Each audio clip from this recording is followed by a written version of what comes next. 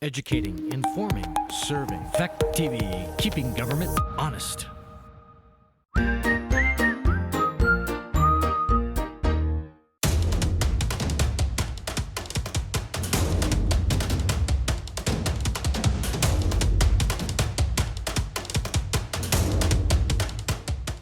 All right, it is 6:30. This is the Wyndham Northeast Supervisory Union meeting on Wednesday, May 18th, at 6:30 at the Bells Falls Union High School, and I'm hereby calling the meeting to order. The first item here is introductions, as we always do. So I'm going to start with the people in the room and then ask the folks who are remote to introduce themselves. So starting from my furthest left. Chris Kibbe, representative from Rockingham School Board. Cheryl Charles, representing Westminster on the Wyndham Northeast Union. No, it's not. It's the WNESU board. Yeah, have it. Okay, Priscilla Lambert, I'm representing Rockingham.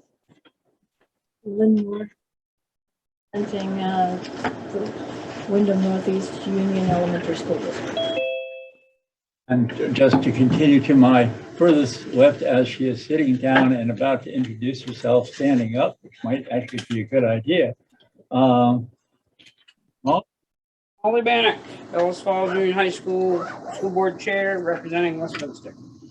My name is Jack Breyer, represent the Wyndham Northeast Union Elementary School District from Grafton, Vermont. Continuing. Jim Vazina, and I help out with finance. I'm Teen Bielsi. I'm newly on the WNESU. NUESD. NESU. Well, actually, as the soon to be the Westminster. WNESU. Yeah, representing Westminster, but now on the Yes, board you as well. Right. Thank you. Andy House, Superintendent of Schools. Ricky Adams, Technology Director. And now going on the line to my furthest left, Jim, you're up. Jim McAuliffe, Rockingham School Board. Hardy, you're next. Merrill, WNUESD, Grafton, Vermont. Jennifer, you're up. Say hi. Hi, Jennifer Keenan, WNESU Early Education. All right, Stacy, I see you on the screen. Hi, Stacy Alexander, Student Services Director. All right, Ricky, did you reintroduce you? Because I saw you both on screen and on, yeah, there's not two of you, so we confirmed that for the general public. Are there adjustments to the agenda this evening? Because it's a rather brief one, if there are not. Yes, Priscilla. Yeah, we need a committee policy update, and we also need to discuss the table motion. Well, why don't we put, well, I believe the approval of the copter lease, oh, you're talking about, yes, indeed. Why don't we put that down as a D, 6D? What is 6D? 6D will be a report of the policy committee. Or the table motions and the full business. With table business would be under old business. And we might concatenate those. This was the table motion. We'll actually need a motion to bring it back up regarding the process for approving policies. We have some communication from the Vermont School Board Association, I believe, on that matter. Yep. So are there any other adjustments that anyone has or wishes to bring up? I would, Go ahead, if Lynn. we have time to talk about the web page and getting the posting for policies up. Let's have that as a new business 8, and I'm going to steal your pen as I so often do, and make that note. This is policy regarding postings. Is anybody sitting here? Postings and just the general minutes process. I'm going to add that if you don't mind. I think that is an item, and I'm going to also make sure I get the business about table motion and the report of the policy committee. Suddenly, we have a full agenda. How disappointing. Karen, we've done introductions, but we can't continue unless we introduce you. So why don't we do that? I'm Karen Blanchard from the Westminster School Board. Hi, everybody. Thank you very much. We are really on the business of adjusting the agenda, and we're doing a lot of adjusting. If there's any adjustments you have, let me know. Are there any from my folks out in the hinterlands?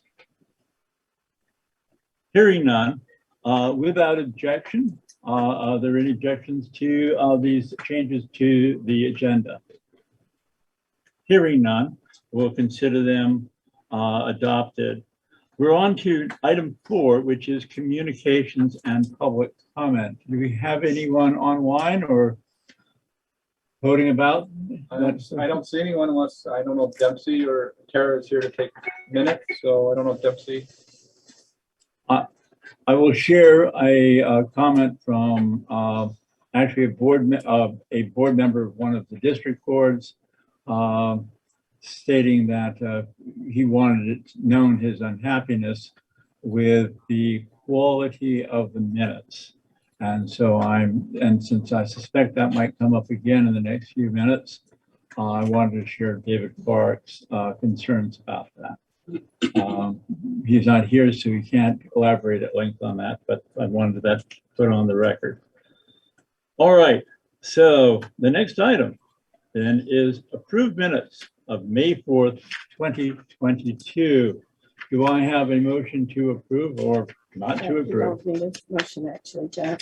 Well, would you like to, what would you like, we need to have someone, we need to either approve or not these Well, minutes. you have the authority, if we have corrections, we give corrections according to Robert's rules, we give corrections. And then you ask if there are any more, and if there are none, you can simply say at that point, then I'll approve the minutes. You know what, That's correct. you're absolutely right. So, she's got me there.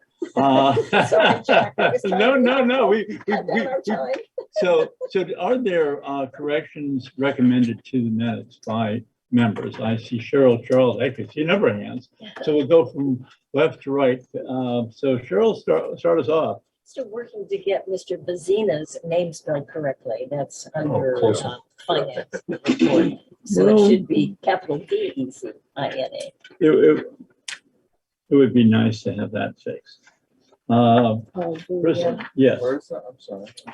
It's on Because it's spelled correctly and others in attendance, so that's why I didn't. Yeah. So I called it. Yeah. Oh, Mazina. Yeah. Thank you. All right. And Priscilla, I think you had quite a number of corrections. The best one is the one under Jack Breyer's director's comment. Right. I would hope that we're not going to ensure thighs get put on the agenda. What was that again? I think we better have very end. Ensure thighs get put on agenda. At least it gives us a laugh. Well, you know, to each their own, but yeah. Probably not. I think things might have been the intended phrase there. And actually, all of the appointments that are under 8. Yes. We did all of those appointments before the copy of the presentation and the reports, which is number 5. So they honestly, if they're a reflection of our meeting, those need to be moved up to after the approval of the minutes. I think that's where they came. And they're all still listed as number 8 because you moved them up in the agenda. So all of those appointments need to be moved up.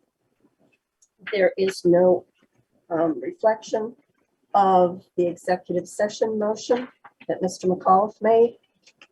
It was amended by a couple other members, but it was made by Mr. McAuliffe. It says that it doesn't such a motion to enter into executive session. I don't have it on mine. Oh, there it is. Yeah. I'm sorry, I missed it. I apologize. My error. But you're right, there is a date of meeting empty. And that's and the reason I'm sure I didn't get it is where it is, but I apologize for that. And there's no adjournment motion, and there's no date of the next meeting on there. Several things are missing. All right. When you have, she covered your territory. My name is spelled wrong on others in attendance. It says Tina instead of Teen, which is spelled T-I-N-E. All right. It's because you were calling me Tina Jack. That's why. what happens. 'Cause I was trying to read. I was reading the screen without my glasses rather than knowing what your name was, which I do. I promise you. So there are two options here. One of which would be to give our minutes taker the opportunity just to correct these and bring them back next week, which I think makes some sense. What's your thought on that, Hardy? My thought is, can we get them sent out to the board, you know, like a week in advance of the meeting, and then we could pencil in our corrections and send them back to whoever is going to do the final draft and then present it to us at the meeting? And I would think it would go very smoothly. I think that's a splendid idea. I agree with him. As clerk, that would make my job much easier, because when I review them, that way I could review them and get them corrected before the meeting so that they could be here. Well, especially since the clerk, you know, is legally responsible for the meetings, these minutes being posted. It seems that her requirements are first and foremost. And I'm going to table this item or have this item postponed until the next meeting. Hopefully we'll get these corrected minutes to you all, and hopefully we'll also have minutes posted for the next one. Yes, I'm Chris. And as that is happening, there's also a posting requirement. So by law. Right. So whatever you do shouldn't interfere with the public's access to minutes, and that I don't remember. No, even if they're unapproved, they need to be posted. That's correct. Right. Yeah. So these should be posted in their current form, irrespective of their quality. Right. And the next set should be. Jack, Yes. it was 5 days after the meeting, but then it was changed to 10.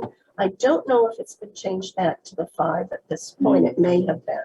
So even at 10, that should be checked on. You know, that can be checked on, and Chris makes a I'll really leave good that point. to you to check on that. And I've asked, but I haven't gotten an answer. I would like these posted physically at the town halls as well, simply because that was our historic practice, and it helps the community folks see them, because most people either hit the post office or the town hall in their respective communities. Say again, you're asking? That in addition to being posted online, that physical copy should be the agenda of the agenda and the minutes. When the minutes are ready, and they should be ready within a minimum of 10, maybe sooner, days after the meeting, that even the unapproved minutes should be posted in public places. That is. They are on our website. Right, but public places Right, was yes. not how it, was the original law. Let's start doing that. So just for my clarity and just making sure I understand, we had talked about wanting to post by a certain date. So I would just ask board chairs that we try and stick to those times so that we have plenty of time to make sure that they're posted. And we all, like myself included, I forget about it, and then all of a sudden it creeps up that, oh, we got so we need to get back on that. My hope is that the clerks of the various districts, including this SU board, will make it their mission in life to call, harass, and otherwise hector whoever they need to make sure that they get out on I know that's the minutes piece. I'm talking about the agenda piece. I'm talking about both. Okay. All right. And yes, we all board chairs, including this one, need to make certain they're meeting with the superintendent on a regular basis, so we don't have any surprises. Jan, just a quick one. Yeah. If I might, for those who do take the minutes, I want this to be understood that we as boards have a responsibility to help you do them thoroughly. I don't want this to be seen as an extraordinary criticism of the note takers. We're simply just trying to clean up some confusion among board members among various districts and some third-party folks who've asked questions. Right, and Jack, for the note taker for this, if they need my help in any way, as clerk, I'm certainly, anything I can do to support and help them. With all those points taken, is there anyone who wishes to throw a bouquet or a rock, as the case may be, and then we can move on? Hearing that all things have been thrown on this one, we're moving on to reports, and the superintendent is up. All right, I apologize. As the year is ending, it's getting busier, and so I didn't get something typed up. I will get something and get it out to you guys. I'd like to have that out ahead of time. It's just time got away from me.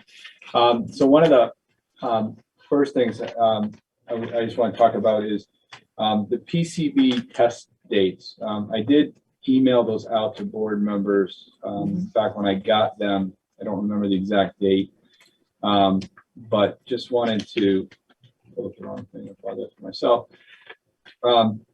What we got back from the state, the Westminster schools, so Westminster Center School is scheduled to be tested on July 30th of this year, between July 30th and September. I'm sorry, I'm reading that wrong. July 1st and September 30th of this year. The middle school is scheduled for between October and December. Central Elementary School is between October and December of this year. Saxon's River is between October and December of this year. And the high school is scheduled for between January and March of 2024.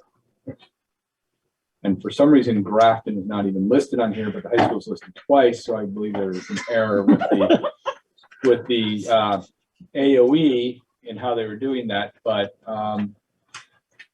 what I suspect, just and this is speculation, is that because we had informed the state that we were looking at replacing the HVAC system here, and that the response I got back from them when I asked about testing, when they said that they were looking to, they wanted the repairs done before they tested, that might have pushed us down on that list, because 2024 is like almost the end of when this testing is supposed to happen. We have requested if we can get up sooner. I haven't gotten a response, so but I just wanted to pass that along. Andy? Yeah. When you have those dates, just for the convenience of our record of the people that are recording this meeting, if we can get that. I will send that to them, and then we will also, I'll work with Ricky. We'll get something posted online also, just so people can see those. Phenomenal. Thank you. Also, just so everyone is aware, we're actively planning summer school and looking to have a robust summer school program. We're going to have 3 separate sites this year. So we'll have a site at Westminster Center School, which will be combined with the Grafton Elementary School. So we've been working out logistics. Kim Budzik is overseeing that site. She's done a phenomenal job of getting everything ready. It will run, all summer school will run from July 5th to August 5th. So for 5 weeks. And they have a whole program planned of activities, full days, and then they'll be doing some field trips once a week. They'll be doing swimming. So all of our sites are following a very similar pattern, and then we'll be running another site at Central Elementary School. We were looking to run it at Saxon's River, but because of the damage that happened with the classrooms and the sprinkler leak, we wanted to make sure we weren't intruding on that in any way. So we moved it to Central. And so that'll run for those same. We've reached out to families with recommendations. So if we felt a student should come, we've recommended that, and then we moved down the list. Then we'll also be running a site at the middle school, which we've always traditionally run also. And that'll run a little different because it's middle school. type of thing, just, be more age appropriate for those kids. So, Heather Murphy Hicks is running the one at Central, and again, doing a phenomenal job getting everybody up and running. And then Sierra Patterson is overseeing the middle school site. So they're all, put a tremendous amount of time in and getting it up and running. And so we're really looking forward to it. Again, there'll be activities and whatnot. So questions around it, I can go through this, or I can do everything and then come back. I see some questions. I've got one, but I'll start with Chris. So we are not a targeted Title I district.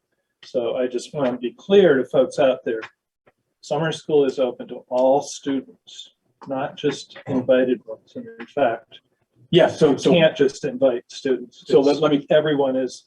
That's what a school-wide program is. Correct. And so we're not using title funds for this, number one. But when we talk about inviting or recommending to students, because we're using ESSER funds in addressing loss of learning, so teachers have looked at data and those students that they feel would benefit first from those spaces, because space is limited, we're inviting those people first and then working down our list.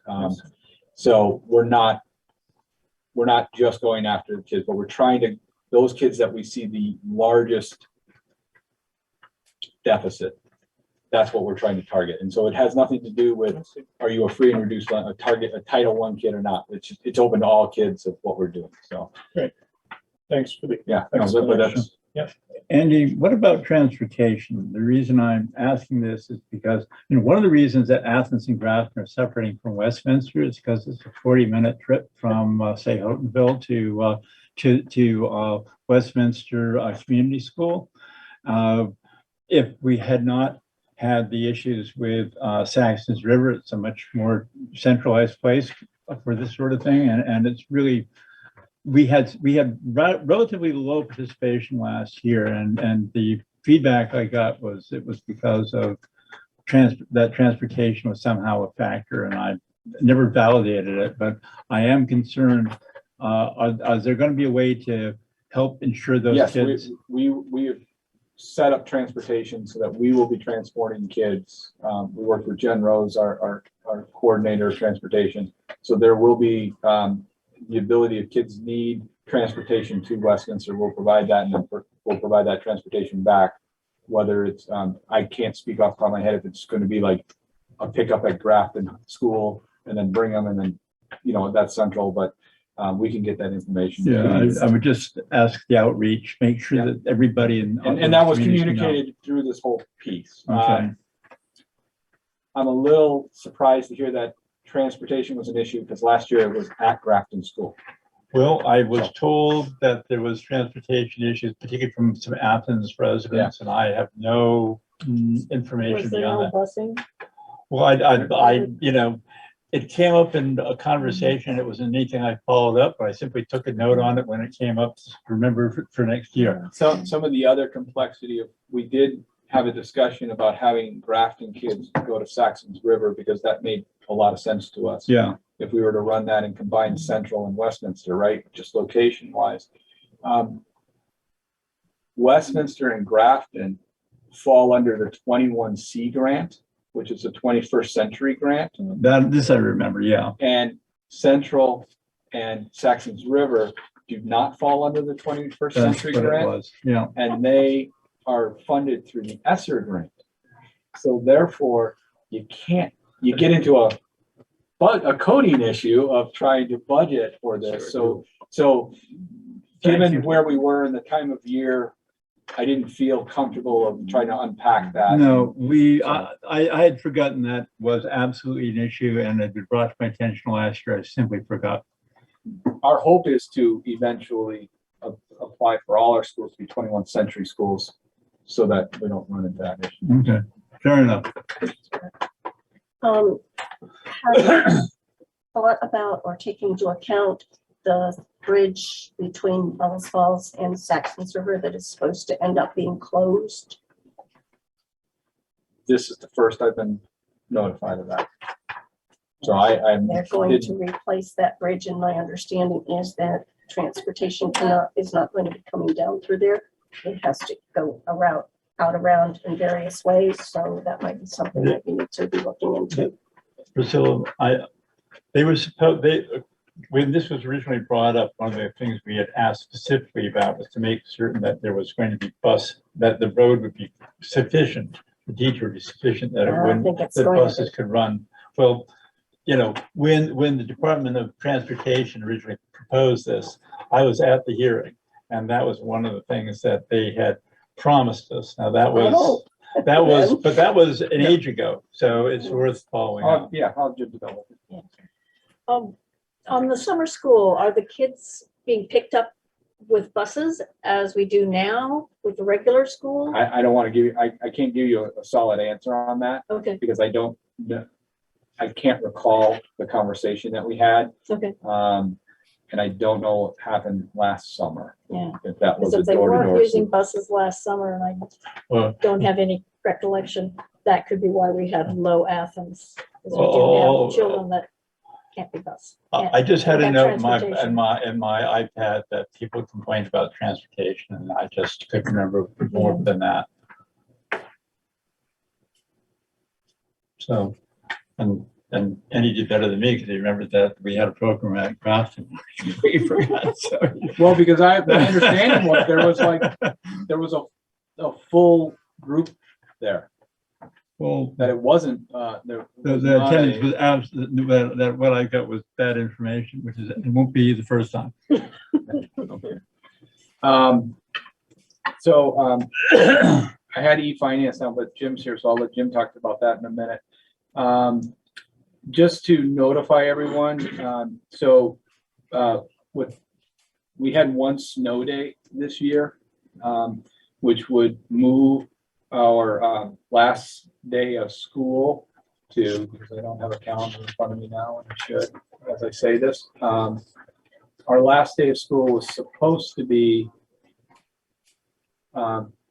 June 17th for students and June 20th for staff. With the one snow day, that would move the last student day to June 20th and this last staff day to June 21st. So we're going to try to have June 20th, which is a Monday, be the last day of school.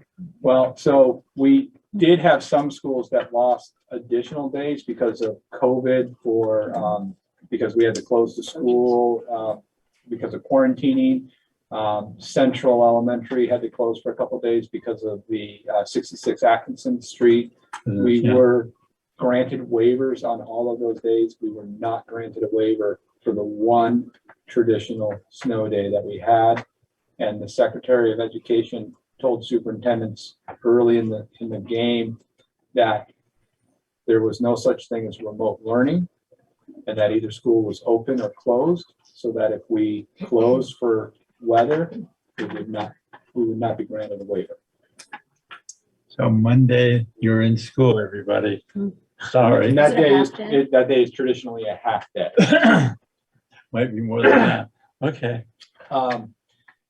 Also, it's more of a request, but the week of June 13th, if we could refrain from having any board meetings that week, that's the week of graduation. Yeah. And there's a lot of things that happen that week. I don't know which boards are scheduled to meet that week off the top of my head. High school. Yeah, I think we're clean until the following. You're not gonna give me a fight for me, Andy. Okay, so I have my notes from the cold that I'm going through, so also just to inform everybody. So one of the things we've been working on since last year, we've been working with Focus Schools, and they've been leading us through our strategic plan, but also working on our recovery plan, which we have to do for the state, which was part of ESSER and COVID recovery. And so we have quite a large group that meets remotely. They've been meeting quarterly this year. It's open to anyone who would like to attend. So I just need, if someone's interested, we can, we do it by an invite. So we would send you the invite. So if someone is interested in attending, if they could just shoot me an email, we will make sure that they get the link. It's the reason why we like to kind of have an RSVP is Brett Bishop, who is the facilitator. He puts people in the groups and stuff like that. And so we just need to know who's going to be there kind of thing. But it's on June 6th from 3 to 5. You know, we've added voice along the way. So, you know, if folks are interested, if they can, you know, the one voice we, you know, that has kind of dropped off, unfortunately, is you know, parent voice. So it'd be great to have parent voice there. So. And did you want those of us that are regular? No, those of you who are been traditionally coming don't need to. But if there's someone who has not been a part of it, and it's like, I'm thinking of, you know, just at the table here, Mr. Kibbe hasn't, you know, because he just joined the board. If he wanted to be there, if he could just let me know, we'll make sure he gets an invite on that. Same thing with you, type of thing. But if there's community members out there. Also, I'm going to go over a little bit with Arp Esser in a minute here, but we had at the last meeting, I had said we were going to do an engagement with the community next Monday. Due to scheduling, we actually have to push that out until May 31st. So that's Tuesday, May 31st. And we'll get some messaging out later this week just to folks with the site and the location and kind of what we're covering over. So I just wanted to make sure I got that out. Check my other notes. A question Yep. about that, if I might. That's really a community-wide invitation, Yes. people to come and hear what's being proposed and weigh in. Yes, Right. yes, yes. And the time for that is time. We were scheduling it for 6 o'clock. All right. Is there a location for that? We're still, that's what, I guess I just assumed I could just tell people where it was gonna be, and I have to go ask a couple schools. All right. You could try just telling them. So I admit the scheduling was my problem, my fault, so I apologize for that. So we will, And Andy, just for your information, May 31st, is that a Wednesday? Tuesday. Yeah.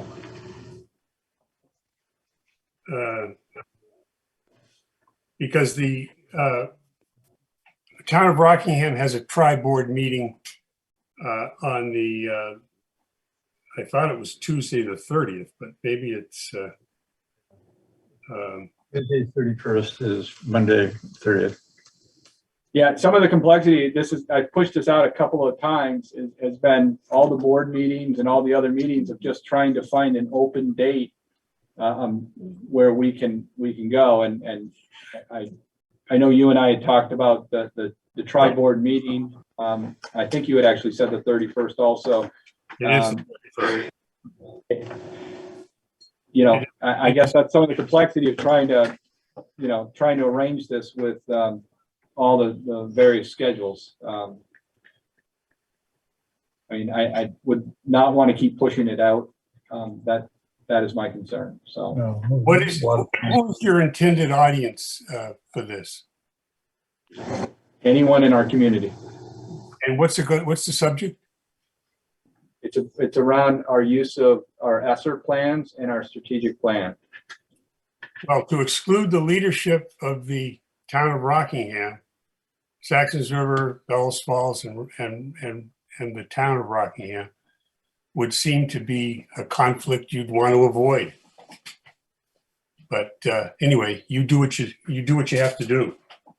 Wait a minute. Didn't we just clarify that the two meetings are on different nights? They're on the same night. It's It's Tuesday the 31st is the tri-board meeting.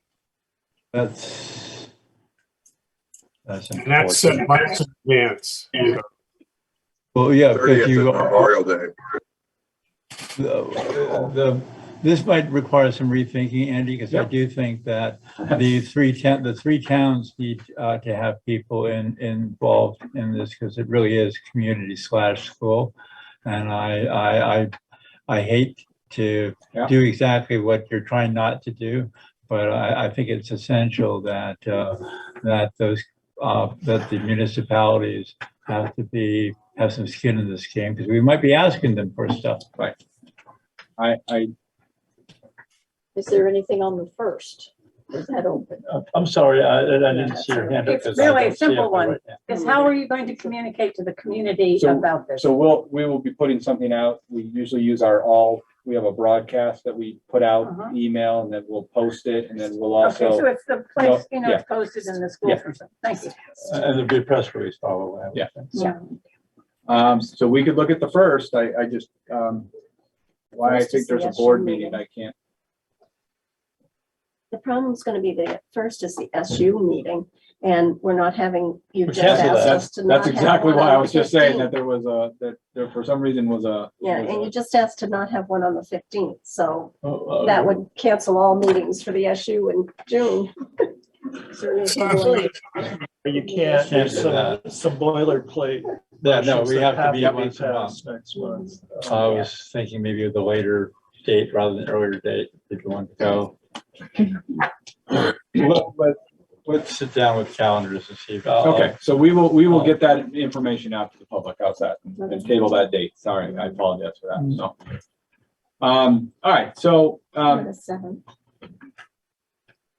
so this is, the plan that's up here. This is, what our committee has been working on, with looking specifically at our ARP funds, and ARP is the American Recovery Plan.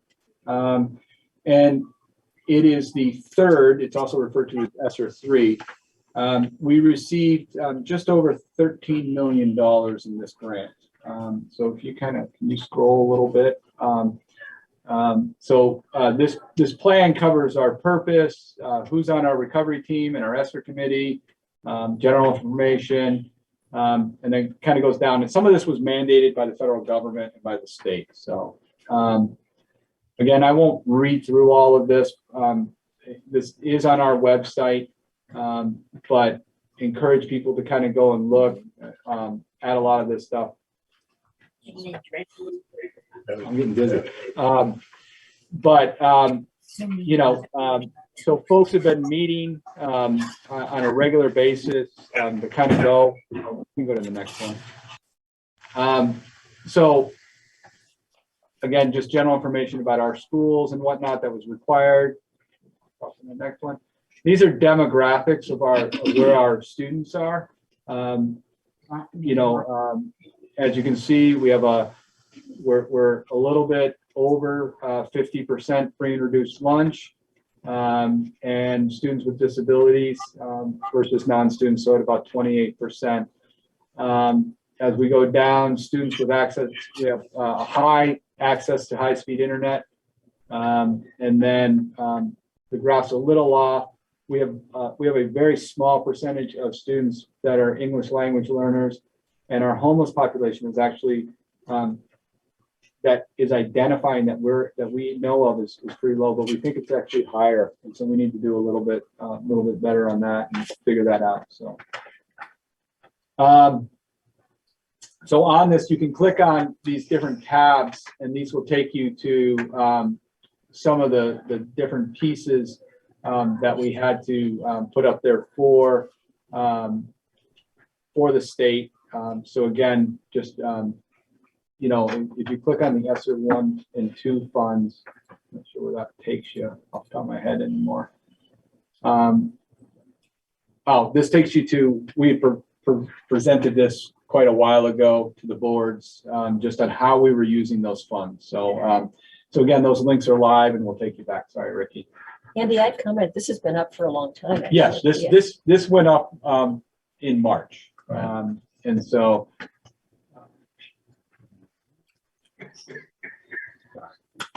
No, I'm sorry, I didn't tell you, so I apologize.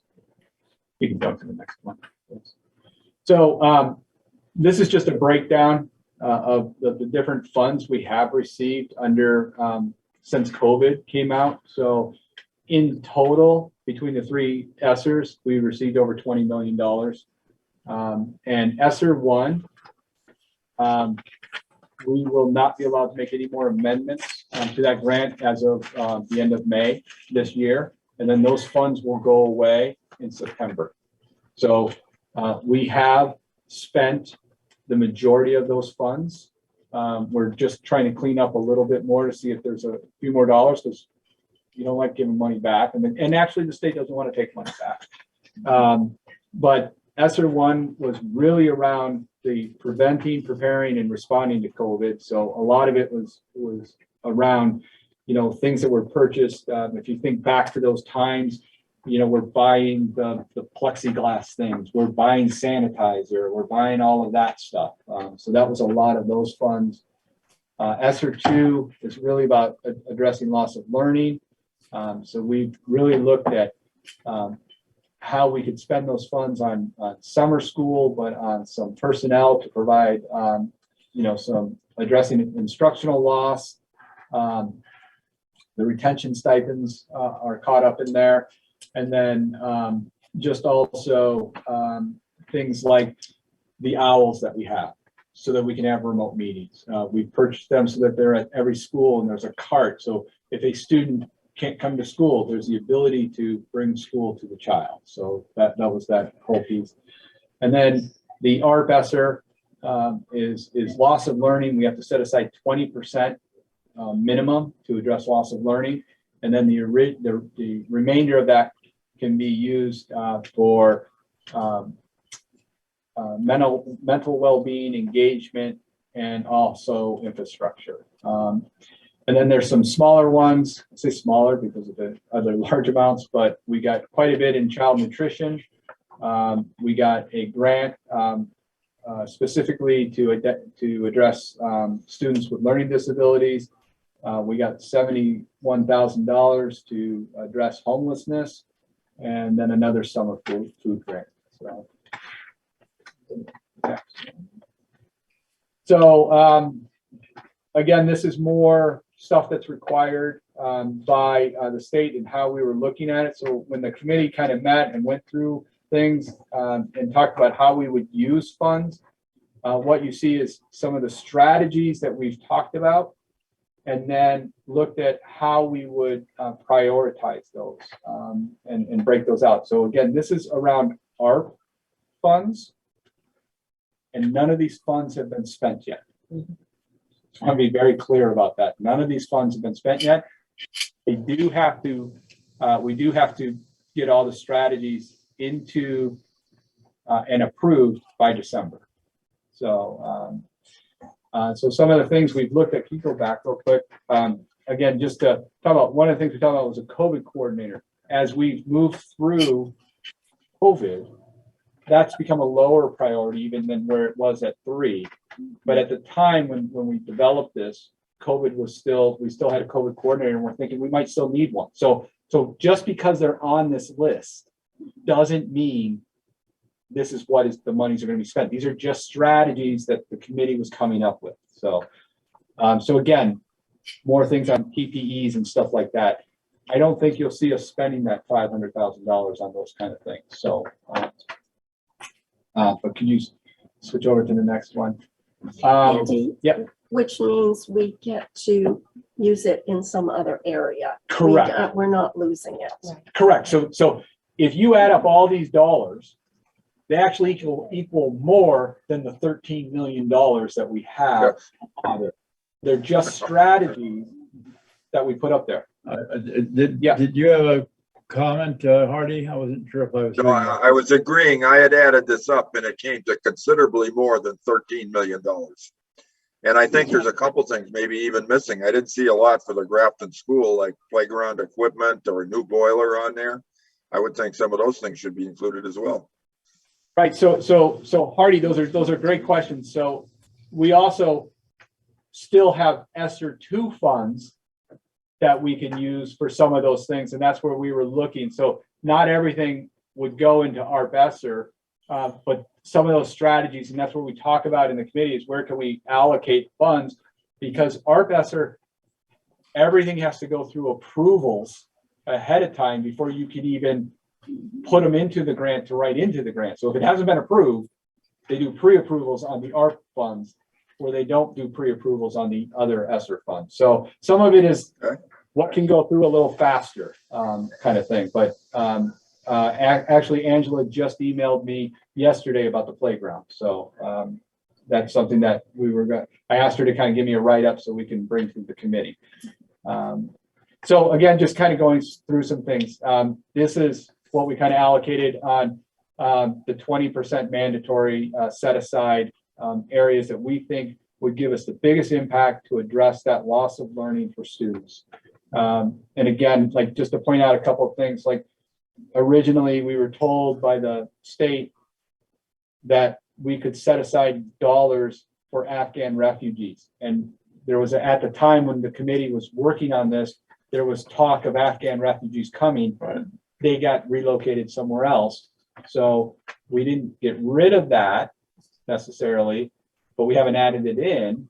But we don't know if the federal government is going to come back and say that maybe Ukrainian refugees would be allowed under this. So we don't know. So, but it's a evolving document, I guess is the best way to say it. So switch to the next one. So again, this is still the 20%. Andy, may I say something about I got a question the Afghan refugees, which I work with? You know, the people that are living in Bellows Falls, they have children that have not yet arrived. That's what I'm worried. I mean, so sometime down the road of peace, not now. Right. But if they're lucky, their children will also. That's good to know, because when the rep we were working with, it told us it wasn't happening. Olivia Clark, who's our ELL coordinator, has been working great with it, and that's great. I just want to. I know that couple, and I know a bit of their history, and you know, with most of them, as you know, they have family who are in danger where they are, but they're doing their best. So I didn't even know we had a family in our community. We were told we didn't have any. So that's not. It's a couple. Couple, okay. And I'm just telling you that their children are in Afghanistan and they're trying to come. So they do have kids. That's all. Thank you. So again, the recovery pillar kind of tells you there's 3 buckets that the state wanted to see. So academic success, SEL, which is social emotional learning, also mental health goes in there, and then just engagement. How are we engaging kids to get them back into school and whatnot? So those are what those acronyms are. So I know I'm asking this, a totally ignorant question, but on the website, when I look at, so which website are we looking at to get these documents? So this is on the WNESU website. That's what I thought, but I was looking for it. And it's okay. I will look for it after the meeting, frankly. Well, I was looking. We got to dig it out a little bit because it's listed under a COVID site, which is under parent. It's got to drill down a little. We got to move it out up front. Okay, so. that would be good. I'm just listening to you. You know, I can't see this, right? So, So this says that you're going to give me No, I'm just kidding. I can walk up here. I'm teasing you. I understand. Just kidding. I will be. The 2-point type might be throwing a anybody few else of can us see that. off. Having presented, it's great. I'm just giving you a hard time. No, that's it. Andy, because I will forget to mention this later. If there are printed versions of this, I have been asked by various town bodies that if there was at least one copy, they could hardbound copy they could have at Rockingham, at Westminster, Athens, and Grafton. I think they'd all consider that a neighborly gesture. We can do that. So go ahead. So one of the things that was asked of me this last weekend was that when we participate in this kind of money, that there are some real guidelines on what we have to do as a district if, this is all money that started coming through for COVID. So is it locking us in there? What's the fine print here? Unpack that a little bit more for me. So what I was told was that when we spend this money, it is locking us into, next, if there ever is another pandemic going around, there's not gonna be a choice. You're gonna do what the government says you're supposed to do because you spent their money. That is not And I couldn't find anything I've online heard or about that. read in any way. So I've never heard that. I actually have a copy of the legislation. There's nothing, I can try to pull it up and share it with you, but there's nothing in there that says I anything couldn't to find that. anything, but I Yeah. had to ask the question Nope. because because as it's you out get there. asked things. Yeah. So so the don't only rest of thing, us. the only thing that I am aware of is, let's say, because like there's HVAC systems up there. And that $4 million is a ballpark figure because you, again, as you're planning this out, you don't have hard numbers. You can't go and I'll talk about this real quick. But you can't just go out and ask someone to come in and you know, you can't do an RFP and do all that stuff because you don't have approval of concepts yet in this monies. But if you bought an HVAC system because you're using federal money, you have to prove, you do have to sign off on an assurance that if the federal government were to come and say, we want our HVAC system back, you have to give them back their HVAC system because they own the HVAC system. So there is that piece of assurance. And so the other part of it is if you were to sell the building, and so this is where we got into a little bit of an issue with Grafton Building of not owning the building and not having, or having a substantial interest in that building. And we worked with the town and got that changed. So we have a long-term lease with them now, that we couldn't use federal monies to fix the boiler. Because the government wants to know that you've got skin in the game so that we're not just coming to your house and repairing your house kind of thing. So there is that assurance. That is the one assurance I know of.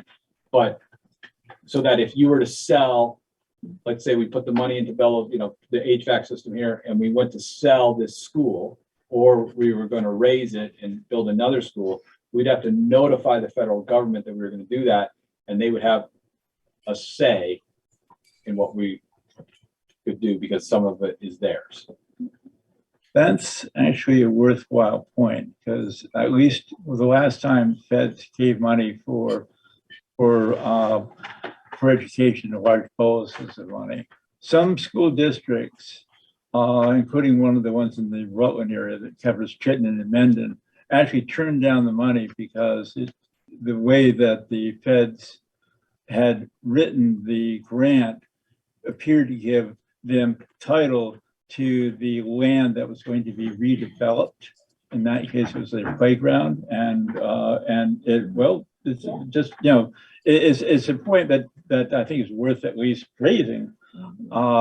If we suddenly have trouble having full ownership of, say, the Grafton playground area because the feds essentially own all the equipment and own the infrastructure, and we now have a second interest in it, that is going to raise flags for some people here because it has elsewhere. People did turn down money the last time around If we because all of that. don't watch the news and believe that some of that's gonna happen if we're not careful. Well, the thing, you know, I'm just saying that it came up once, whether it's a realistic worry or not. It's you have to be very transparent about that. So one of the things that we have to do with the Arp funds, or with, well, even in the ESSER funds, when a threshold is in a piece of equipment that's over $5,000, or if you're doing any type of construction, you have to get approval ahead of time before you can even write it into the grant. Because they want to make sure, they don't want to get into the system where you put something up and then they tell you to refine it and then you're caught in limbo. Yeah. So all of the things here that we're talking about, most of them have to go up for concept approval beforehand. So the timing takes a long time. So the Early Childhood Learning Center and SU office, and I'll talk about that a little bit, we pushed up for concept approval 3 months ago and just got concept approval, official concept approval yesterday. Once you have concept approval, you haven't spent any money, but it gives you now the ability to write it into the grant, to write it as a strategy to secure the funds but then also to begin any permitting that you might need to do or any early legwork. So, so another one, which is HVAC system. So we got concept approval for the high school piece, but we haven't seen concept approval for any of our other buildings that we're looking at pushing up for HVAC systems. Have you Central Elementary. requested the concept approval for the other buildings?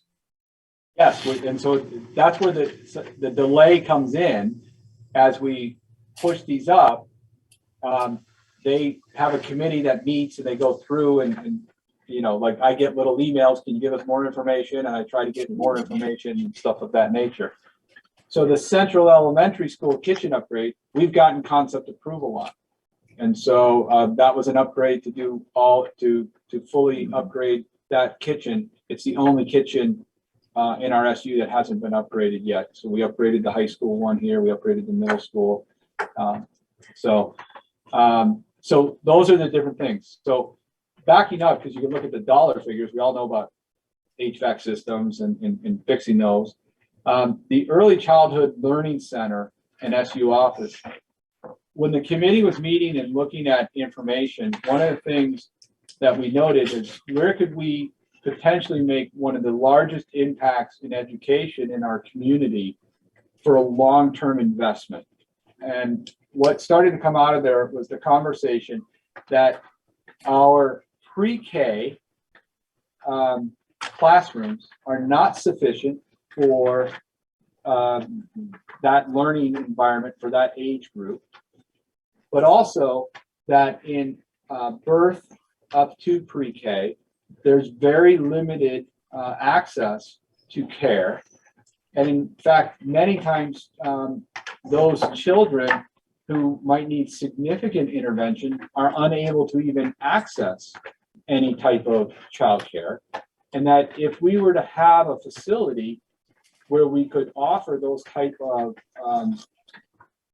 services to students who need them on an early intervention, we could potentially reduce special education costs in the future, because if we are doing early intervention and controlling the curriculum and doing that, providing the speech and stuff like that early, we're then going to be at a point as kids enter kindergarten, they're going to be more ready to learn. And so, so that was where the concept from the committee came around of, you know, could we do this? And we looked at other school districts that provide similar type of facilities.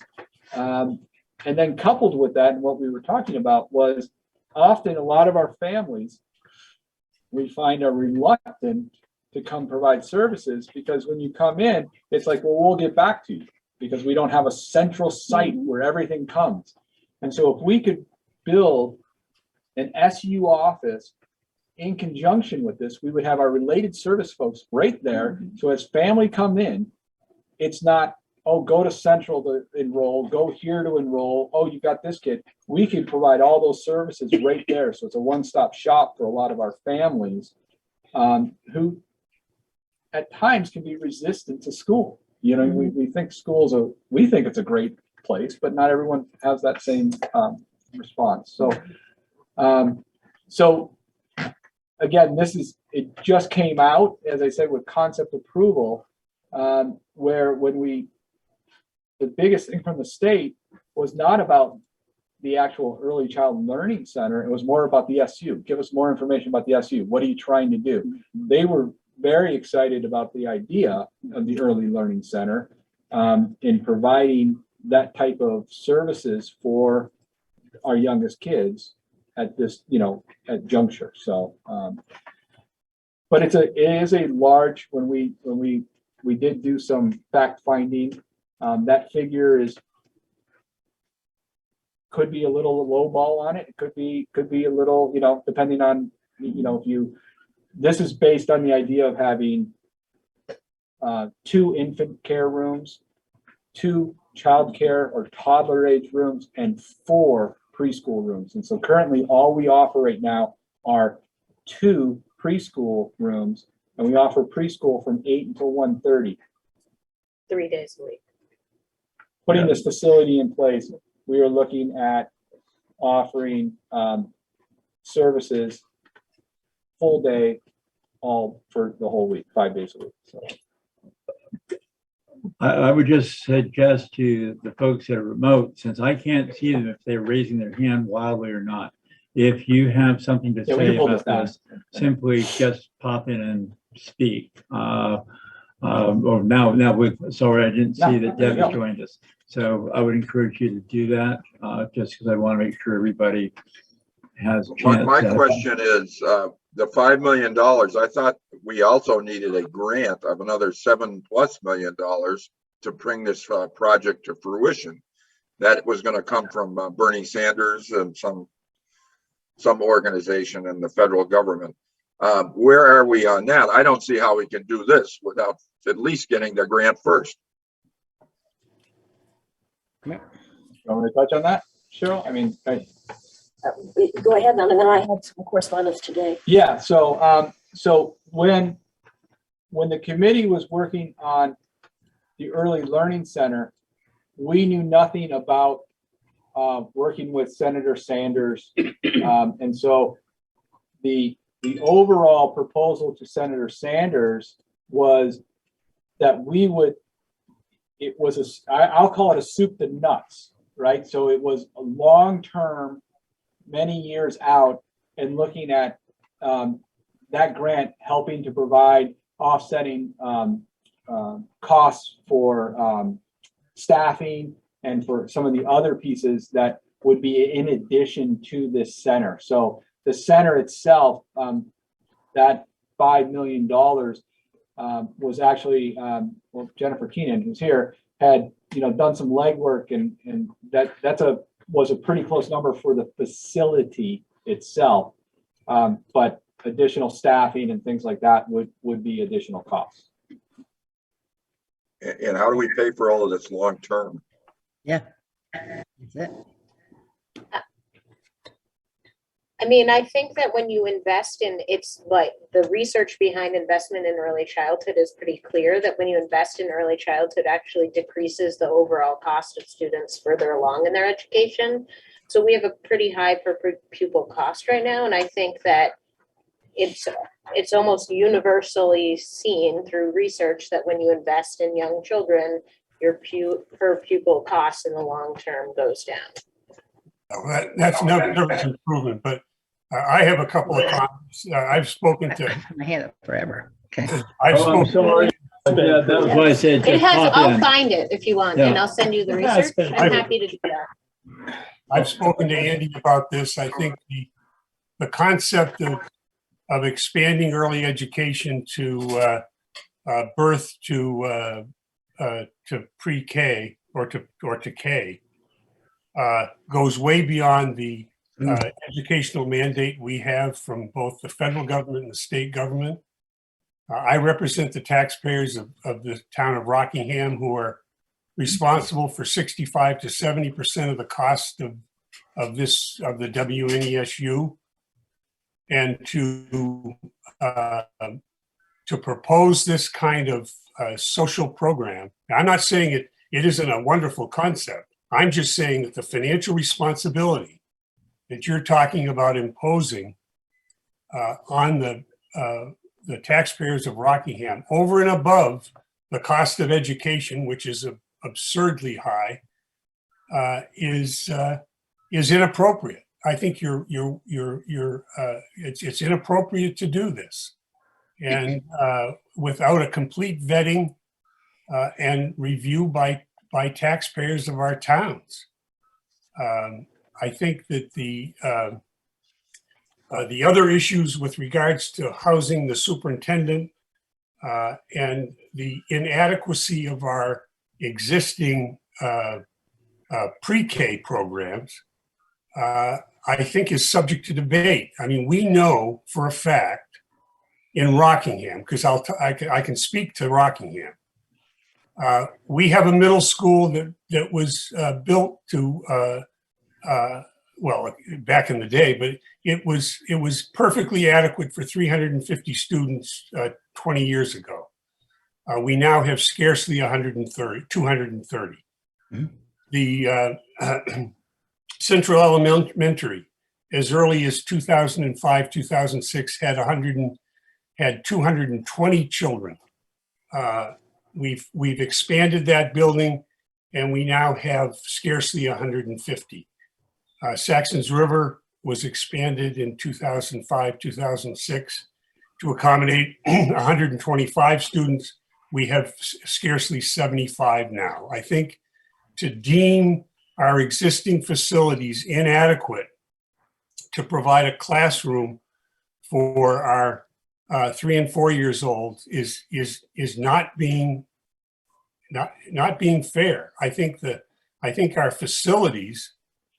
I know from back on the board, Westminster had a building that could accommodate a lot more kids than are there now. So I think as far as the adequacy of our buildings, I think we need to do a thorough examination of our facilities and what we are capable of, the number of kids we can educate. Jake, I appreciate your passion. Jake, I appreciate your passion in this, and I'm not trying to cut you off, but we've had a number of people with their hand up, Deb among them, and there are virtually everybody on this table also wants to chip in. So I want to I promise I'll get back to you if somebody doesn't. All right, Deb, and then I'm going to ask around because I saw a number of people that wanted to speak on this. Deb, go ahead. I'd say I'm mainly on board with what Jiggs has had to say, and I'm usually pretty brief anyway. The reality is that there are other early education programs out there, nonprofits who get money, federal funding to do the kind of thing that they do. They should be improved. We should maybe, and perhaps the school system should work with them to help improve their programming, but we shouldn't become them. I believe it's inappropriate to saddle the community with more tax dollars because we're talking about growing staff here. And we're not, you start out with free money to build a building, but we still have to maintain it and we still have to staff it and we have to pay it. And it grows everything every year. I think it's inappropriate for us to go to the age at which this is proposed. Great concept, but there are other organizations already doing it. Maybe they need to do it better and maybe we can help them do it better, but we shouldn't be them doing it better. Thanks. I did see the folks who seem to indicate an interest to speak. Yeah, did any of you, has everybody decided not to speak or did that change? I saw people fidgeting and I thought they were about to raise their I hands. was looking for your timer. I was just looking for your timer. That's Can I fine. add just a couple more things? Yes. So, Yes. to even move forward on this, there's a few things. One, we would need the SU board to give us a green light to move forward. I'm not looking for that approval today. I wanted to bring it and get it out, and so we could have a healthy discussion around it. But also, we were looking at possibly using land here at the high school, and the SU can't own any property, and so we would be looking to have to partner with a district, to be the entity to do it. So there's a lot more that needs to be unpacked here, and I'm well aware of that. It's what we want to bring out in the community and have that discussion. So the reason of bringing this up was to bring it up so that people were just aware of it, because it seemed like even though it had been discussed, because it had been discussed at one point about the 66 Atkinson Street, and now I understand that that's going in a different direction, so that's off the table for us anyway. So it had been brought up, but we hadn't really talked about it. Right. And so we wanted to make sure we began that conversation so we can get the input. So that I just wanted to make sure I brought those two pieces up. So. Jennifer, I understand you looks like you wish to speak. Do you, in fact, wish to speak, or am I? No, I don't. I mean, I don't think so. Yeah, so that's what I'm trying to do is solicit opinion. I'm fidgeting, I'm listening. It's an area of great interest to me, obviously, but. Can I ask her a question?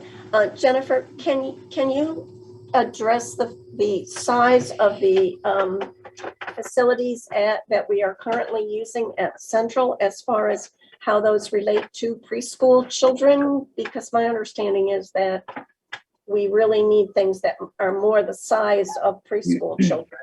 Right. Not to put words in Andy's mouth, but when Andy was talking about inadequate, he wasn't. The schools are wonderful, Central Elementary and Westminster Center School, extremely generously let us use their space, but it's an elementary sized space. So the playgrounds are elementary aged, and we have to make a lot of accommodations to make them safe and appropriate for 3 and 4-year-old children. And the classrooms and the school building and everything is designed for older children. So there's lots of modifications and adaptations we've had to make. And that is, again, not to put words in Andy's mouth, but that's what he meant, I think. Andy, you can speak to it by inadequate.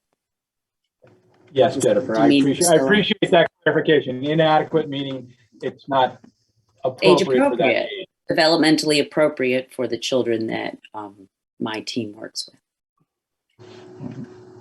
I see a hand up now, Cheryl. Well, I think I'll just make a couple of quick comments. I know that in terms of the agenda, there are a lot of other things to cover tonight, but I really appreciate Andy bringing this up to provide more information more broadly to members of the board and to the community. One of the important things about the meeting that Andy's trying to schedule for community engagement is to get input from the community about to what extent this is important, to what extent is something like an early learning center or childcare center in the community, how important is it to community members? I think Jim and Deb make fair points about additional information being needed. It's still in concept, you know, and I think we'll continue to pull the data together. We'll get even more precise about one, the need, and two, how to meet it. If it turns out to be the case, I'll remind folks, we've talked about it briefly. Senator Sanders' office reached out to us in conversations. We learned that he wanted to put more money into Windham County, and particularly that part of the county that has not gotten much support. And he is specifically interested in an early learning and child care center.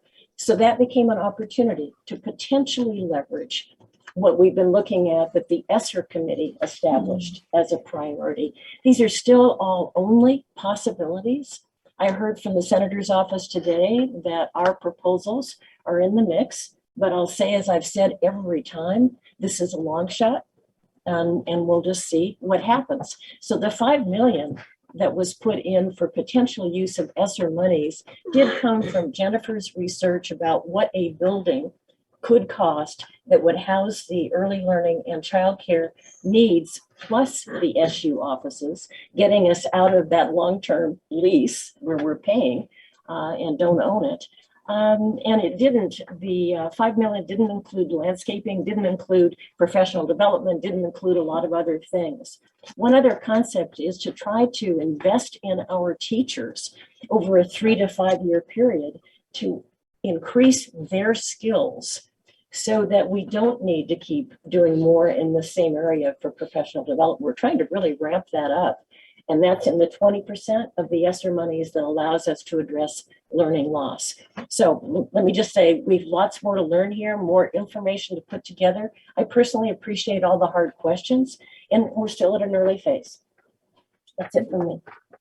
Yeah, go ahead. Then I'm going to speak also. Go ahead. Okay. Also, I think the other half of it is the SU offices. And yes, we moved them to Westminster because it was inadequate and wasn't being upgraded at the previous place that they were at. However, we are paying rent all the time. And we would save that rent by having that SU and early ed combination. Are we looking at maybe more rooms than what we absolutely need? Possibly. But if we don't think broadly, and we have a lot of people that decide our community is worthwhile, and want to move in and want to and are interested, this is one thing that could bring them into our community because of this interest. Right now, we're looking at people that can't find childcare. We're not looking at replacing the childcare that's available to them in the community, but it's not adequate. There are not enough spaces for those people. We have a couple teachers that couldn't find childcare, and they've been asked to be out for a longer period of time as a result. We're looking at possibly here at the high school because it also could provide educational opportunities for our high school students to be able to be learning in an early ed environment, whether they wanted to work with children and those kinds of things. There's a lot of ideas out there that would help our community and would cut costs in various ways. Are we going to have to pay teachers? Yes, we have to pay teachers now.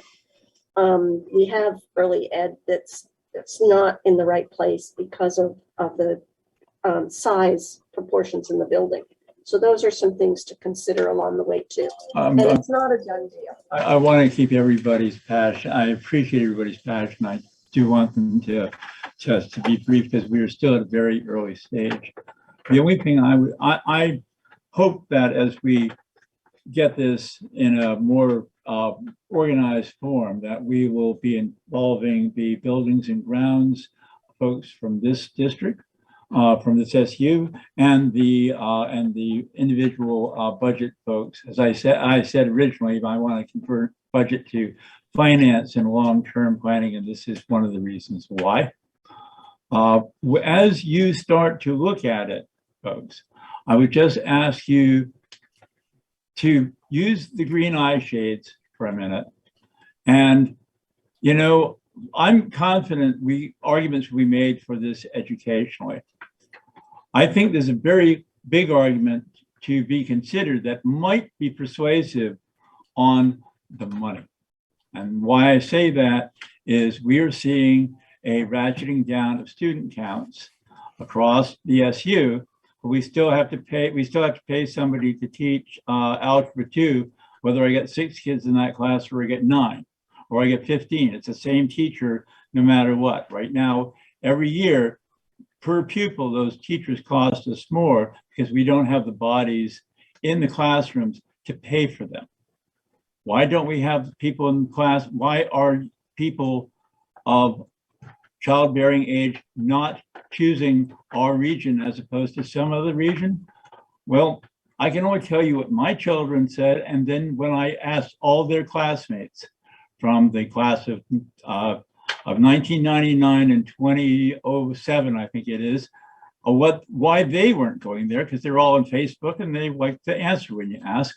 And childcare is the #1 issue for all of them when it comes to relocating. My son is moving to Washington because he can't find daycare in the community that he's living in. He can find it in one part of suburban Maryland for his child. We have everybody's nowadays are 2-parent working families by and large, when they either can't have kids or they go crazy trying to find places for them, and they'll make their location decisions based on that. They no longer make them based on proximity to work, because you can work from anywhere, but you have to have childcare or you're not even going to be in consideration. So I just think that if you look simply at the what effect having pre-K, early ed in our communities at sufficient amounts, what the impact is, that may be a persuasive number. That's something that we can get from state development agencies. We get from the rather useless folks down in Windham County that we've always asked what they can do for us. That's a good study. We'd like to know that. That would be a useful thing for them to do. There's federal studies. There's grant money that we could access that would help us do a study if it really came down to that. Let's find out before we assume that it's just a black hole. Let's find out what the real ROI is and put that in the mix. And if those numbers are debatable, at least we now know that what the size of the debate's about. So let's go forward because I do want to get you guys up and running anyway, and this might be an item for your early agenda. And with that, is there any other comments from anyone?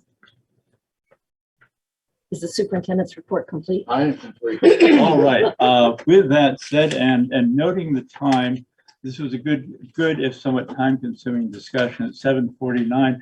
The finance director is up next. The guy that just helps around in the finance office. And I don't want to take a lot of your time tonight, but I certainly want to make sure that it's well understood that the Vermont Agency of Ed has struggled for 5 years now with a product, an accounting product called e-finance. We here have struggled for 3 years with e-finance. And at some point in time, I think we have to look at long-term what we need to do and get on track, because the one thing that we don't have a lot of is time and or money. No. And we really need to make the decision to go forward with an alternative product that 80% of the state is now on, which is a product of Tyler. Right. We were on ProFund prior. The next product to Tyler is called Infinite Visions. Now it's a $47,000 cost, and there is a yearly cost of around $20,000. Now, I just want to say, I wish you felt like you had a choice. You don't. And I just will say it as like that. This is not Ron Smith saying, what are you doing? But again, I've just responded to the corrective action plan on the Smith audit. And we really need to get moving, because when a district doesn't have the ability to reconcile the bank accounts, to put in accurate data, cost data, both for expenditures and revenues, listen, something's wrong. And I can only say, my plan is that you would say, post heat, go for it. And that we would start in September, ramping up for this next product, and flip the switch January 1st to go over onto this, because as I said, everybody's going to have to be pushing in the same direction with this product. And right now, it's a successful product. There is not a deficit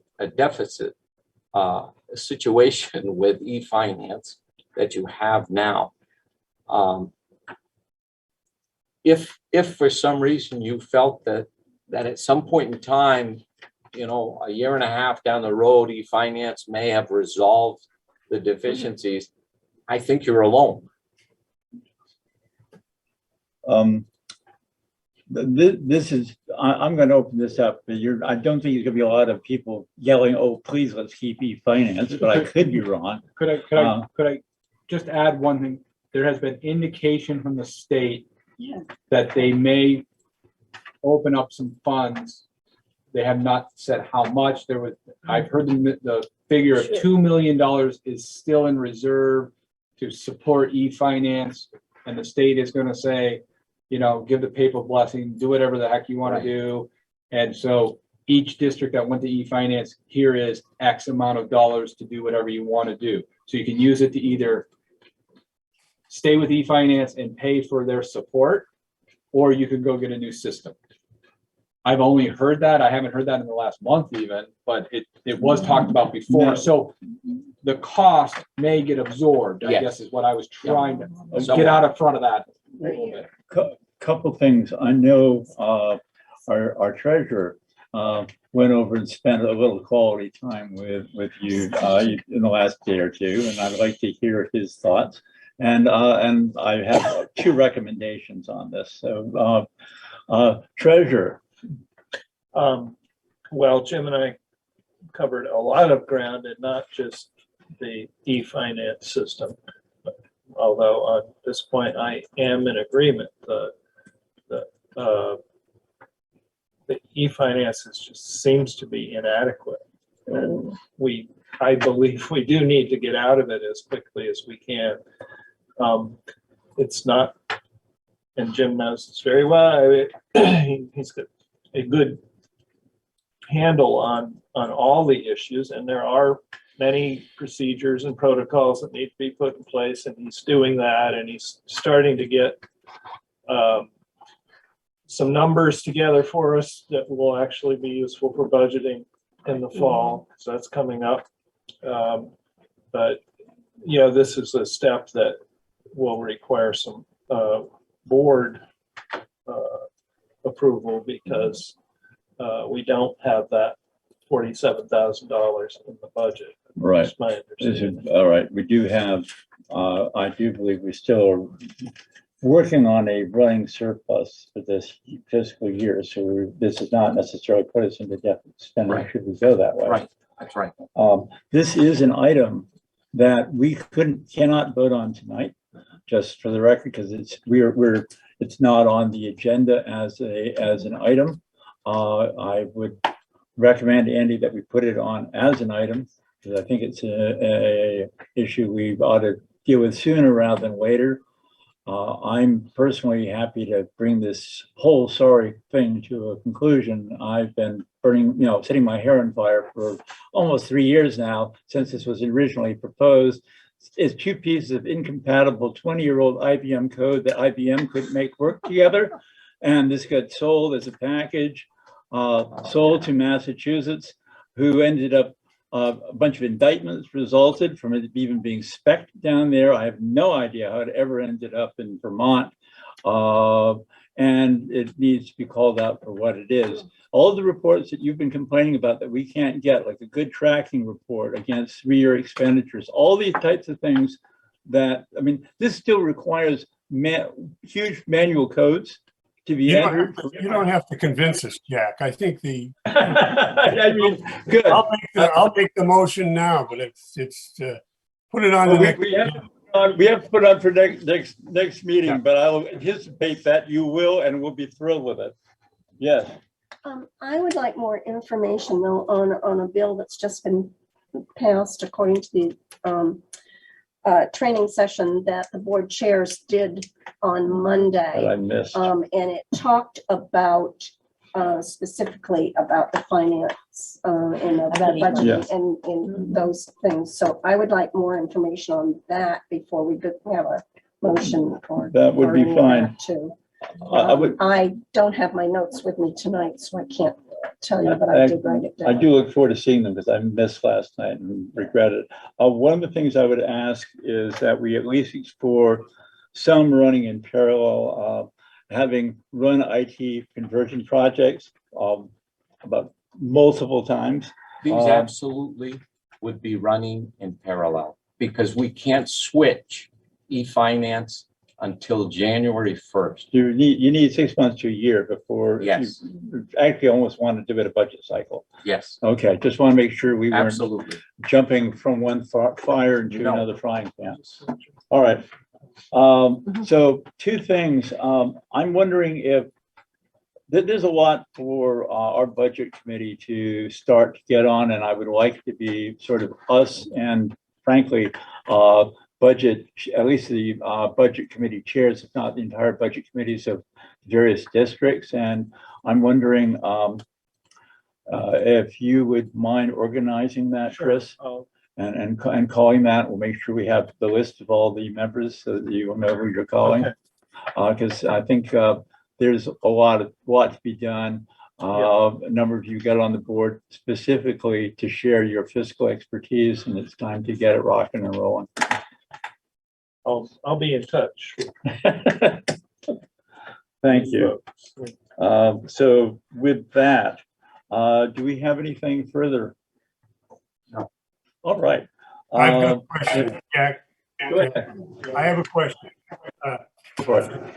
for Jim specifically. I did receive, Ricky sent out what purported to be a year-to-date numbers for the WNESU. And I looked at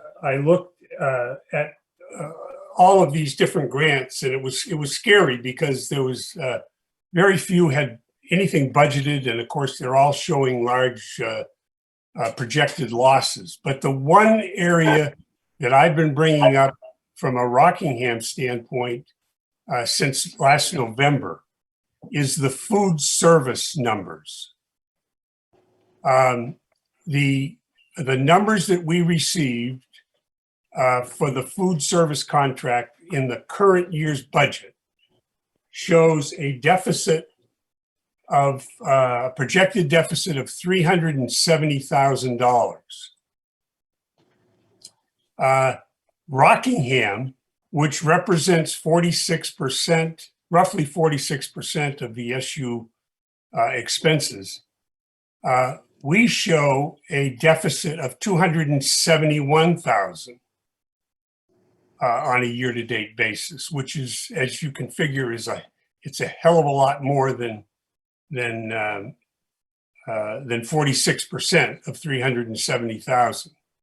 Further, it showed a budget. It didn't show a budget because there was no budget. It showed a projection for the summer food program that totaled $865,000. No budget. And what concerns me is that as I sit here today, it looks like Rockingham, which was supposed to pay $86,000 this year for their food service, is currently running at a deficit of $270,000. I want an answer. What's wrong? And further, if the summer program is budgeted or projected to spend close to $900,000, who's going to pay for that? Do I expect that the taxpayers of Rockingham this summer are going to have to spend, I don't know, $600,000 to support a summer school food program? Now, like I said, Jack, this is not new information. I've been bringing this up in Rockingham since November. And I thought we had answers to this. We have no answers.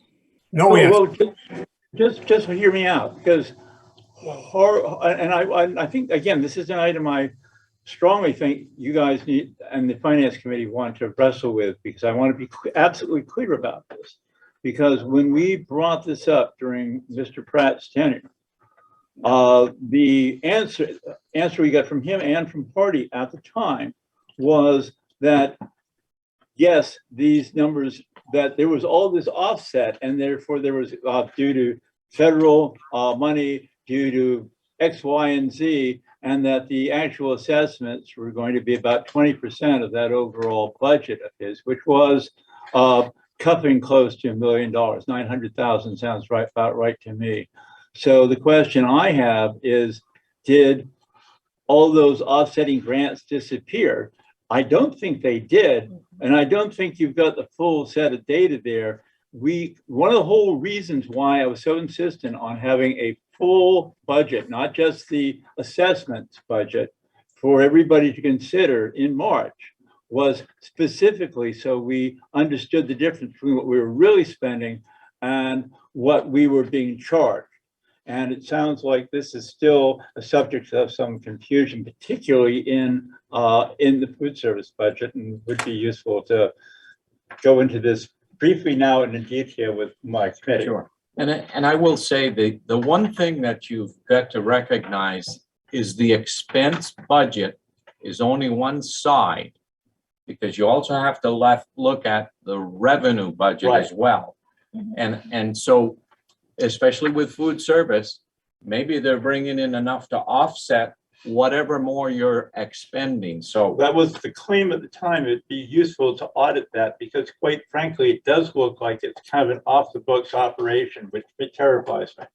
yes, except that the feds are fully funding you know, the breakfast and lunches Right. for this year, and hopefully the state of Vermont for next year. That's what they just passed. Well, right, I think, again, we need to see Yes, full, sure. you know, Absolutely. expenses and revenue, and it should be essentially its own, you know, its own column in the system, so that people don't look at half of it and get terrified, which is, I think, an understandable reaction when we only get half the information. Yeah.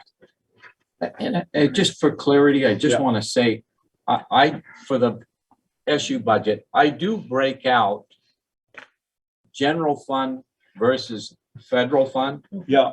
And the only reason I say that is, I don't care whether you're getting $80 million of federal funds. Yeah. They can't mix with the general fund money. Right. And we can only expend 80 million if that's what we've got to expend. Yeah, it's just that for transparency purposes, you know, the old business line, setting up by line of business really helps. And I know Yes. it's not, well, a lot of folks who've done traditional school finance get a little allergic to the idea of doing a line of business based budget, but it's Right. a useful, it's just an accounting exercise, but it adds clarity. Yep. I saw Chris's hand up, and I want him to speak Right, on this. and just the food service was an extensive conversation, part of our conversation the other day. I'd seen the same things that Jim had. and was Right. concerned about the same things. It appears to me that assessment that we see in the Rockingham budget, Jim, is an aberration.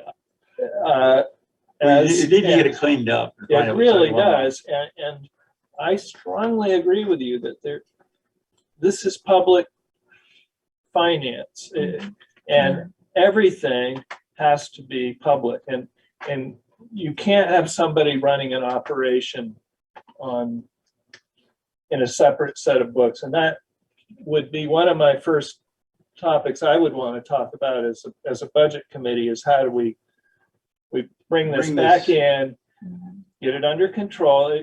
But It just may be able be to see just what it looks fine, like, 'cause I don't but- think you can see it right now. Right, we can't see it, and not only that, but we're getting some bad data on those reports, and so. Thank you, e-finance, once again, yeah. Well, it's it's more not than just that, I know. finance. I know. It's how assessments are being made, and that's more of an office issue, and I know Jim is working on that. By the way, that is a subject that at some point we are going to be bringing up both at policy level and elsewhere. Is we have a whole variety of somewhat incompatible agreements on how many of the costs of this SU are allocated. Depending on what it is, there's a different formula, and sometimes those formulas have been observed, and quite frankly, sometimes they haven't been. They And need to be. we need to get a handle on it. We need to have an official policy laying it out in writing what it is, because we haven't visited it in at least a decade, Well, and it's time to clean it up. and the other thing, this kind of just popped into my head, but it is relevant that Edie, in her time here, Yes. put forward a great number of policies about how the business office was supposed to be run. Yes. And I have a feeling they would have been ignored for Very long time. a number of years. So some of this stuff that you're talking about probably already exists. It's just a matter of Digging them out. digging finding them back out, just the way we did with the assessment Right. sheets and the policies that did exist. But they Did not all everybody- need to be redone. Yeah, And yeah. they're up to date 5 years ago. And Jack, I just want to emphasize that my understanding, which is very limited, is that when we're talking about this food service operation, we're not just talking about free and reduced lunch and breakfast. This is a business where we're providing food for other people, okay? But we're doing it on the dime of the towns that support the WNSU. And this has got to be vetted, and it has to be managed, okay? I've heard a lot of glowing praise for the guy that runs the food service thing. But who the hell is keeping track of him? This is serious. This is very serious because, like I said, since November, I'm showing a minus 271,000 for Rockingham that I'm assuming has already been assessed me. Okay?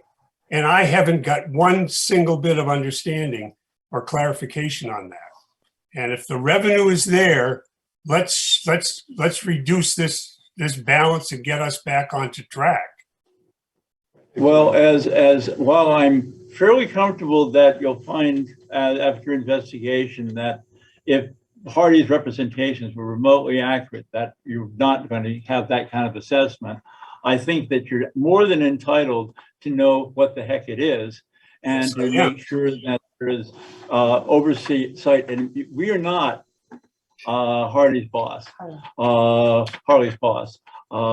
has bosses, but we want to make sure that they have the tools necessary to A, have an understanding of what's going on, and B, be able to report back to us in a coherent way so that these concerns are addressed, or if there is a fire alarm to be pulled, a fire alarm can be pulled. And I'm trusting you guys to do that. Sooner rather than later. We're all for that. So with that, I'm going to move on, with permission of everyone, onto D Policy Committee. Director of Student Services. Oh, Director of Student Services. I'm sorry. And here you have been sitting here patiently and I'm skipping over you. That's okay. I'm happy to be skipped. Ricky, if I share my screen, will everyone there be able to see? I just wanted to note that we're halfway through our agenda. Thank you for that, because I'm noticing I think it's really important discussion. I don't mean that. No, because we've made sort of a promise to ourselves that we're not going past 8:30 on the general rule, and here we are, it's 8:11. Yep. So yeah. So I will be as clear and quick as I can be. Everyone did get this ahead of time. Would you like me to walk through it, or would you like to just ask questions on the information that was provided? Ask questions. I'm hearing enthusiasm for asking questions, and they're all looking at their watches. No. And I do have some updates. I need to say that was not directed toward you at all. No, it wasn't. Really a reminder of the timing. So thank you so much. It was directed towards the chair for good reason. So I do have some updates. If you want me to just provide the updates and have you ask questions, I can do it that way. Whatever is at your pleasure. Sure. That sounds great. Thank you. Okay. So under student services student numbers, since I wrote this report, our new referrals have jumped up to 29.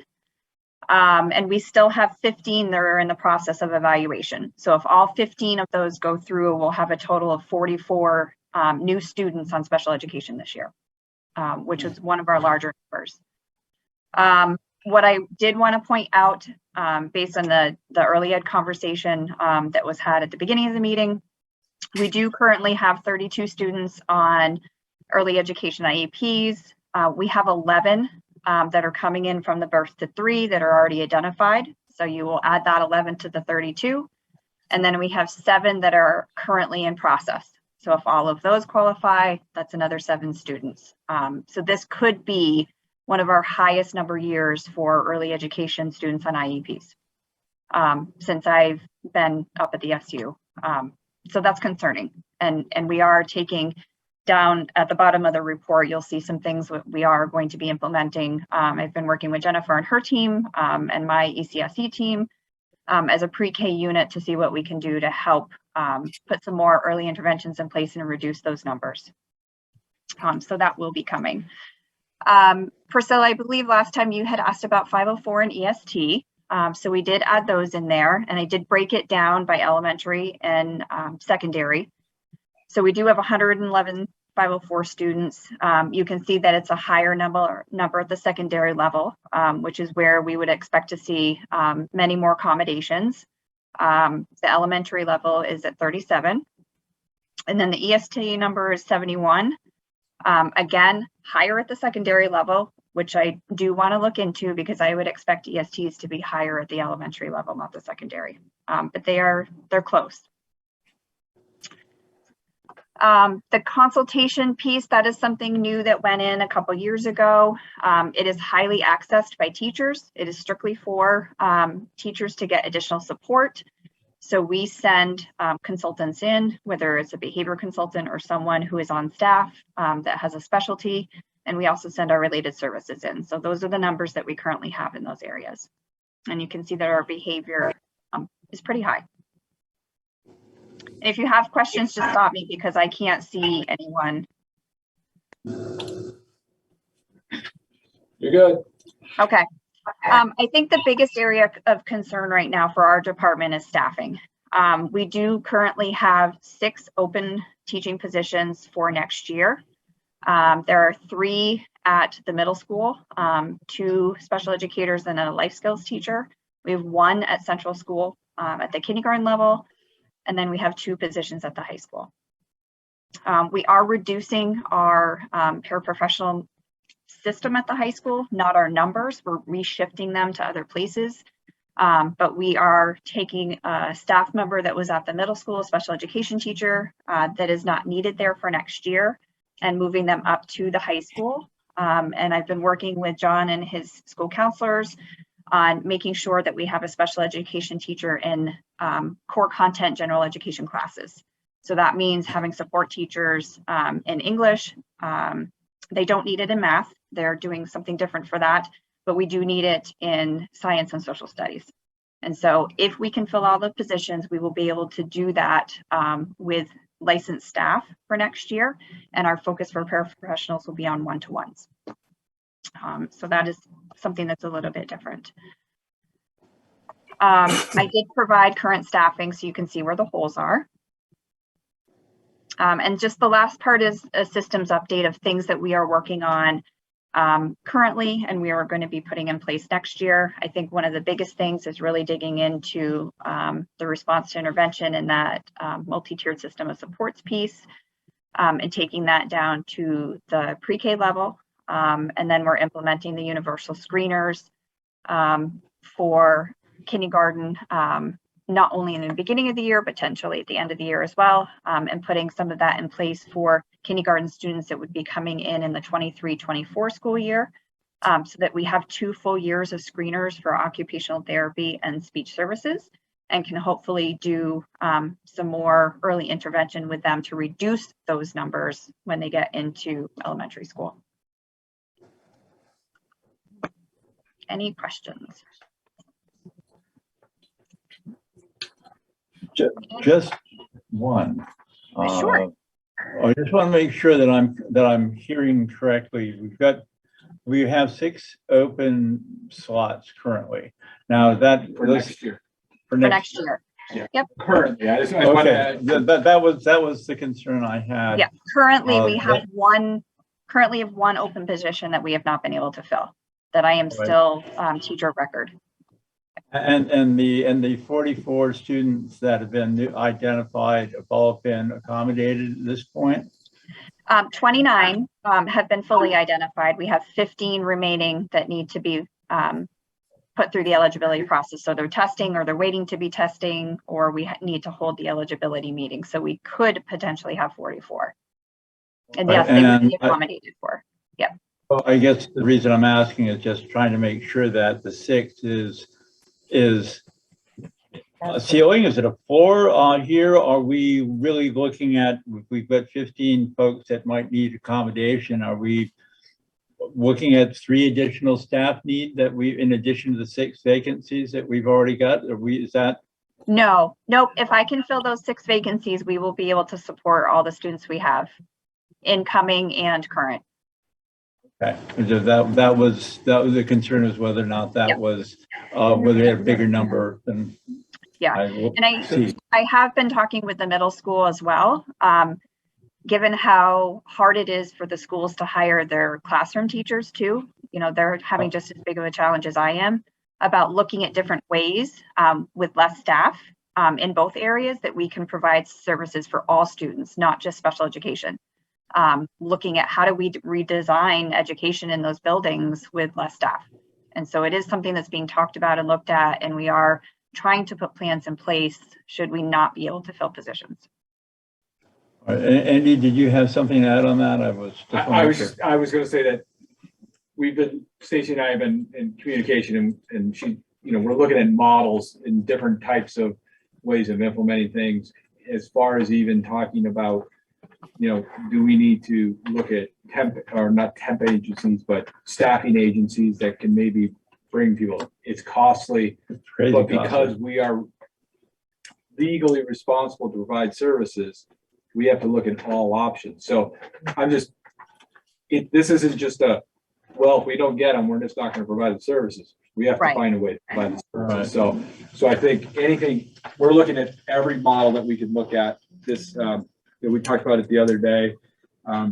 Unfortunately, it's a challenge throughout our state. And so even if we're looking collaboratively, how can we, a couple of days ago, Stacey and I had a conversation with another director, and I was, hey, do you have any opening spots? Can we put a kid, certain kiddos, you might be able to service, we can service, and how do we work collaboratively? So also, do you need outreach funding? I mean, I'm hearing, I don't know if everybody else is as big as Red Sox fan as I am, but I've noticed the local radio station's been running ads for paras for a couple area districts.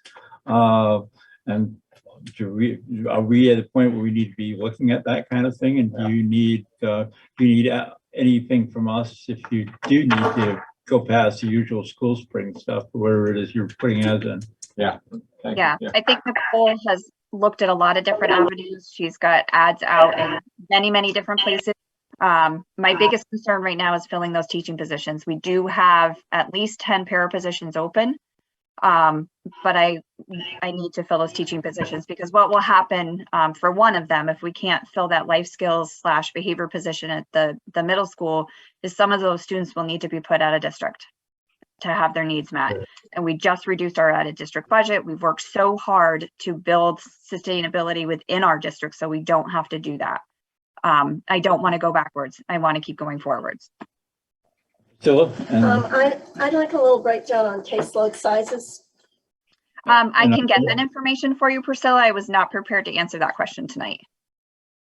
Yeah, and I am going to provide it. It is 8:22, and I'm afraid we're going to be starting to bounce things off of our agenda here. Policy committee, and I'm going to ask this to be a fairly brief recitation of where we're at, rather than anything new. Yep, let me just start. Policy committee, we got an answer back from Thank you. I guess I'm done. Thank you. Okay. I'm moving along, supposed to get this done, Stacy, sorry. Okay, I will get that information out to you probably by Monday. Thank you. Thanks, okay, so we got an answer back from this executive director of the state that, she basically quoted the 16 VSA section 563(1). Policies will be adopted at a regular special school board meeting. You give public notice of its intent to adopt a board policy stating the substance. We post them, so that takes care of that at least 10 days prior to adoption. No requirement for a first and second reading. That only provides extra time, which we can provide if anybody on the board is not comfortable with adopting policy the night we're bringing it to discussion in a policy. We of course can provide, more time in another meeting. But right now, what we're trying to do is get through the required policies, because they're supposed to be gone through every 3 years. And although, the last ones that we saw updated with our 2017 was 5 years ago, we do need to get these other ones done. There are also some new ones that came into being. The only board that has not approved the last 1, 2, 3, 4, 5, 6, 7, 8, 12, I think it is, that were there, which was before B8, C1, 3, 4, 5, 7, 8, F1, 23, and 24. I think those are scheduled for on the agenda for next week, and hopefully that goes smoothly. If not, and they need extra time, then it'll have to, then any of those will be delayed. One of those is specifically a policy that was required and did have a deadline for it. But I do know in the webinar training, it says if you haven't done that, just get it done as quick as you can. So we definitely need to have that. We are out of compliance on some things. We did have on there a motion for tonight for C10, 10P, 11, 12, C14, and C34. However, those were only posted today. So we can't take up that motion anyway that we did last time to warn those so that we would have been able to adopt tonight. So those are on the website. My understanding is they were put on today. So those should be available for everybody to see. The policy should be going to every board member if they're going to be on the agenda so that they can see those as well. Basically, we have an old A2 policy development and adoption, which we're using, and the policy committee considers development and revision, or the whole board, as in Rockingham, there's 5 members who like their board would all do it. But public comment is included on the agenda at those meetings. Andy attends and helps with development. Policies adopted by the board after public notice and opportunity for public comment. By putting them and posting them, it gives the public a chance to comment, and they can also come to the next meetings and comment. At the next meeting, as long as it's been 10 days, then they can be discussed at the meeting and voted to adopt. So where does one if we find can this do information that you're policy, if we can do that and follow through on that, we can get our required policies in order and finish those and then move on to more other ones that we also need. Karen has asked a good I'm really question, asking so you where that Okay, information. Karen, because you and I did not have your names as being on this board, they were sent to you right at the beginning of tonight. You should have all of this information. I think on you're your asking a emails, different question. You're 'cause I asking, just did where is that. this stuff posted in addition? Yeah, where is it? Like where It's policies? posted on the website. They also, as board members, they will be sent to you, but it's on the website, the WNESU website. May I ask just for clarification, are you asking where a policy's posted? Yeah, in other words, when you were reading this, I mean, I understand that you hadn't sent it out to me because you didn't have my name. but Yeah, you I'm do reading now. basically what I sent Yeah. out to you. Right. Right. No, I'm just asking if you're asking if policies, where policies are posted, they are posted on the website under boards. And then it says policies, but when you do it, we got a funky website, but Ricky and I both know it, but it pops over and says bullying and harassment. So it looks like you're going just to that one, but if you just click on it, you'll get to all our policies. Yes, I'll spend a little time trying to find them, I have to say, but. And if you can't call me. Yeah.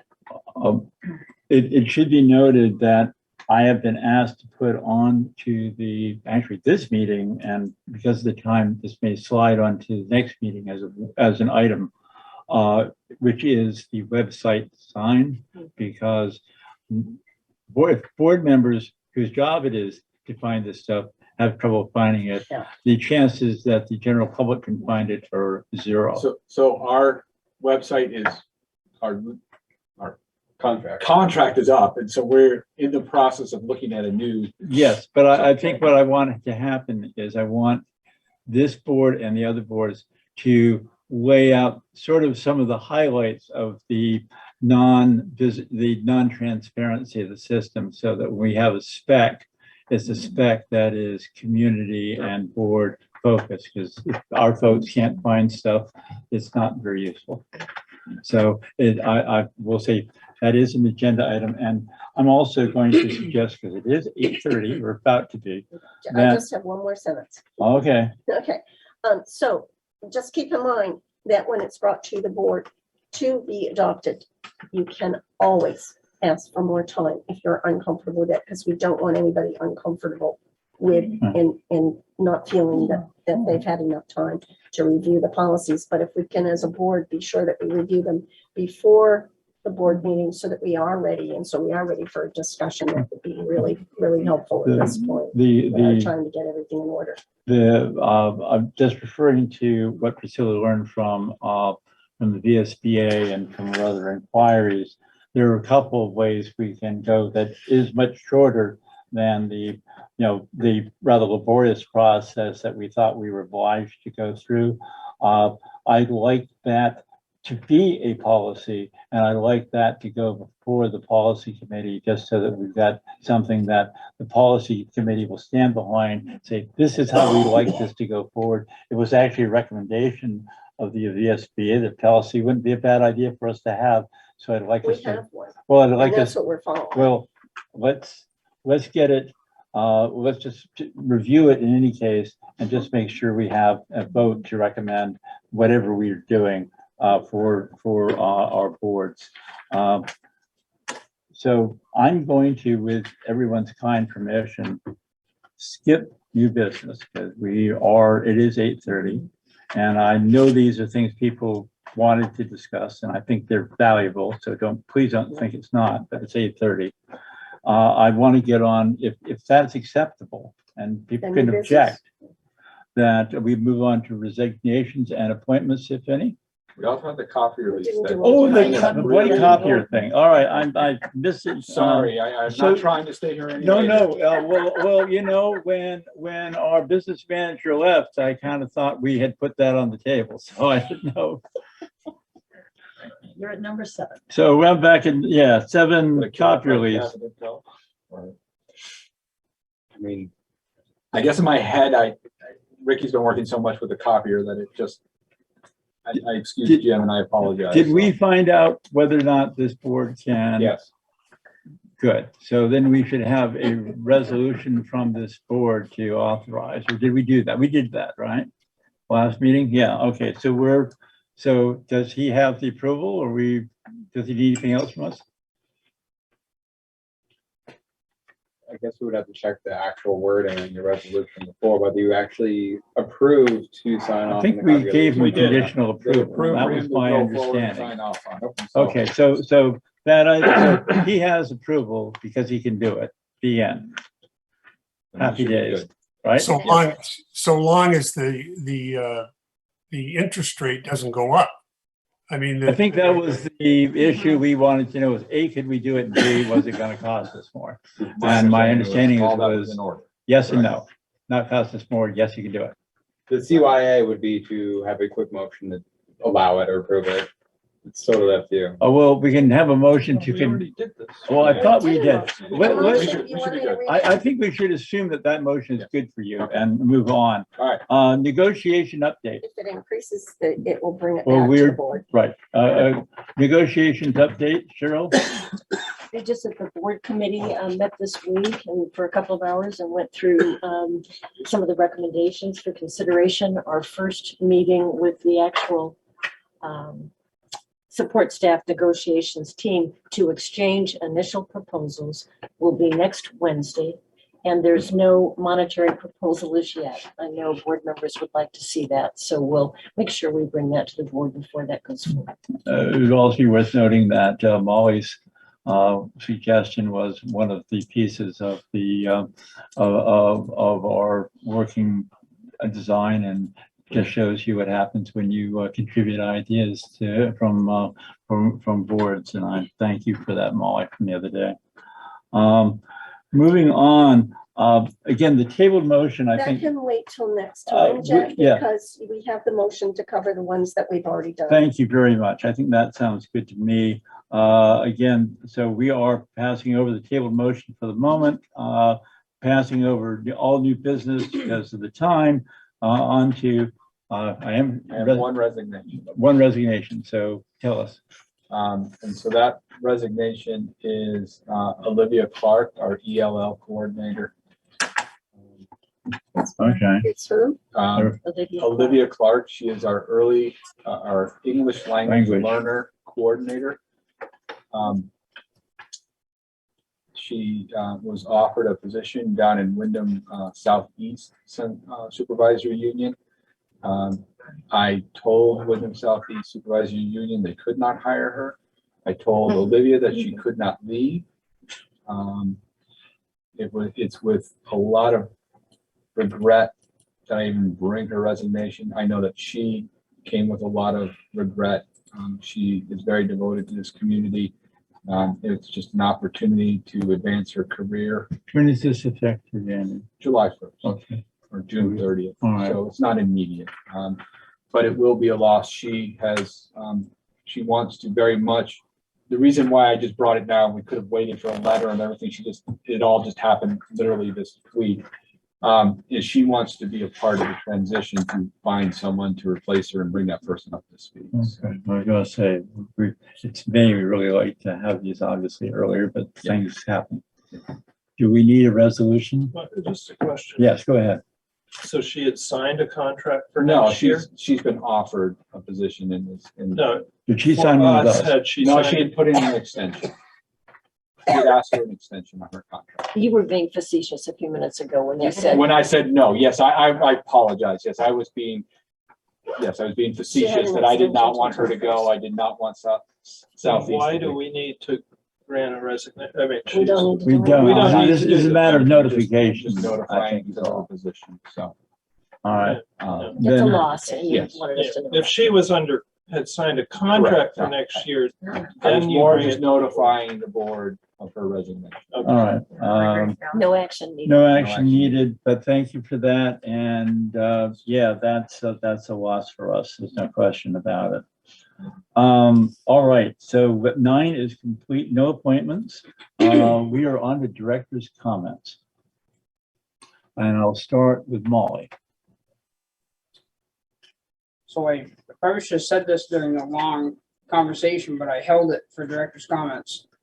I commend us for looking at a new building for early ed and for the SU offices. I think that is real. We're looking into the future, and yeah, I get the money thing, but if we aren't supporting our children, then we're not supporting our future in any part of our community. In our community, we talk about how many kids the school is made for. But people aren't having 5 and 6 kids anymore. They're having 1 or 2. Both parents are working. It is a juggling act for parents to do the right thing for their children and not just throw them in somebody's house with 7 or 8 other kids with nothing but, somebody's wiping their face, making sure they eat. But, it's to have a program that is set up and let these parents know that when they drop their little kiddos off, that they know that professionals are taking care of them, they're trained to take care of them, and it's safe space. So I'm a supporter of it, and the other part of it is it isn't just about little kids, as far as I'm concerned, but it's about the SU office also. We are in a much better spot than we were, but we are spending a ton of money to be there. So if we can get into a place where that cost is gone, that makes a huge difference when we think about what it costs us.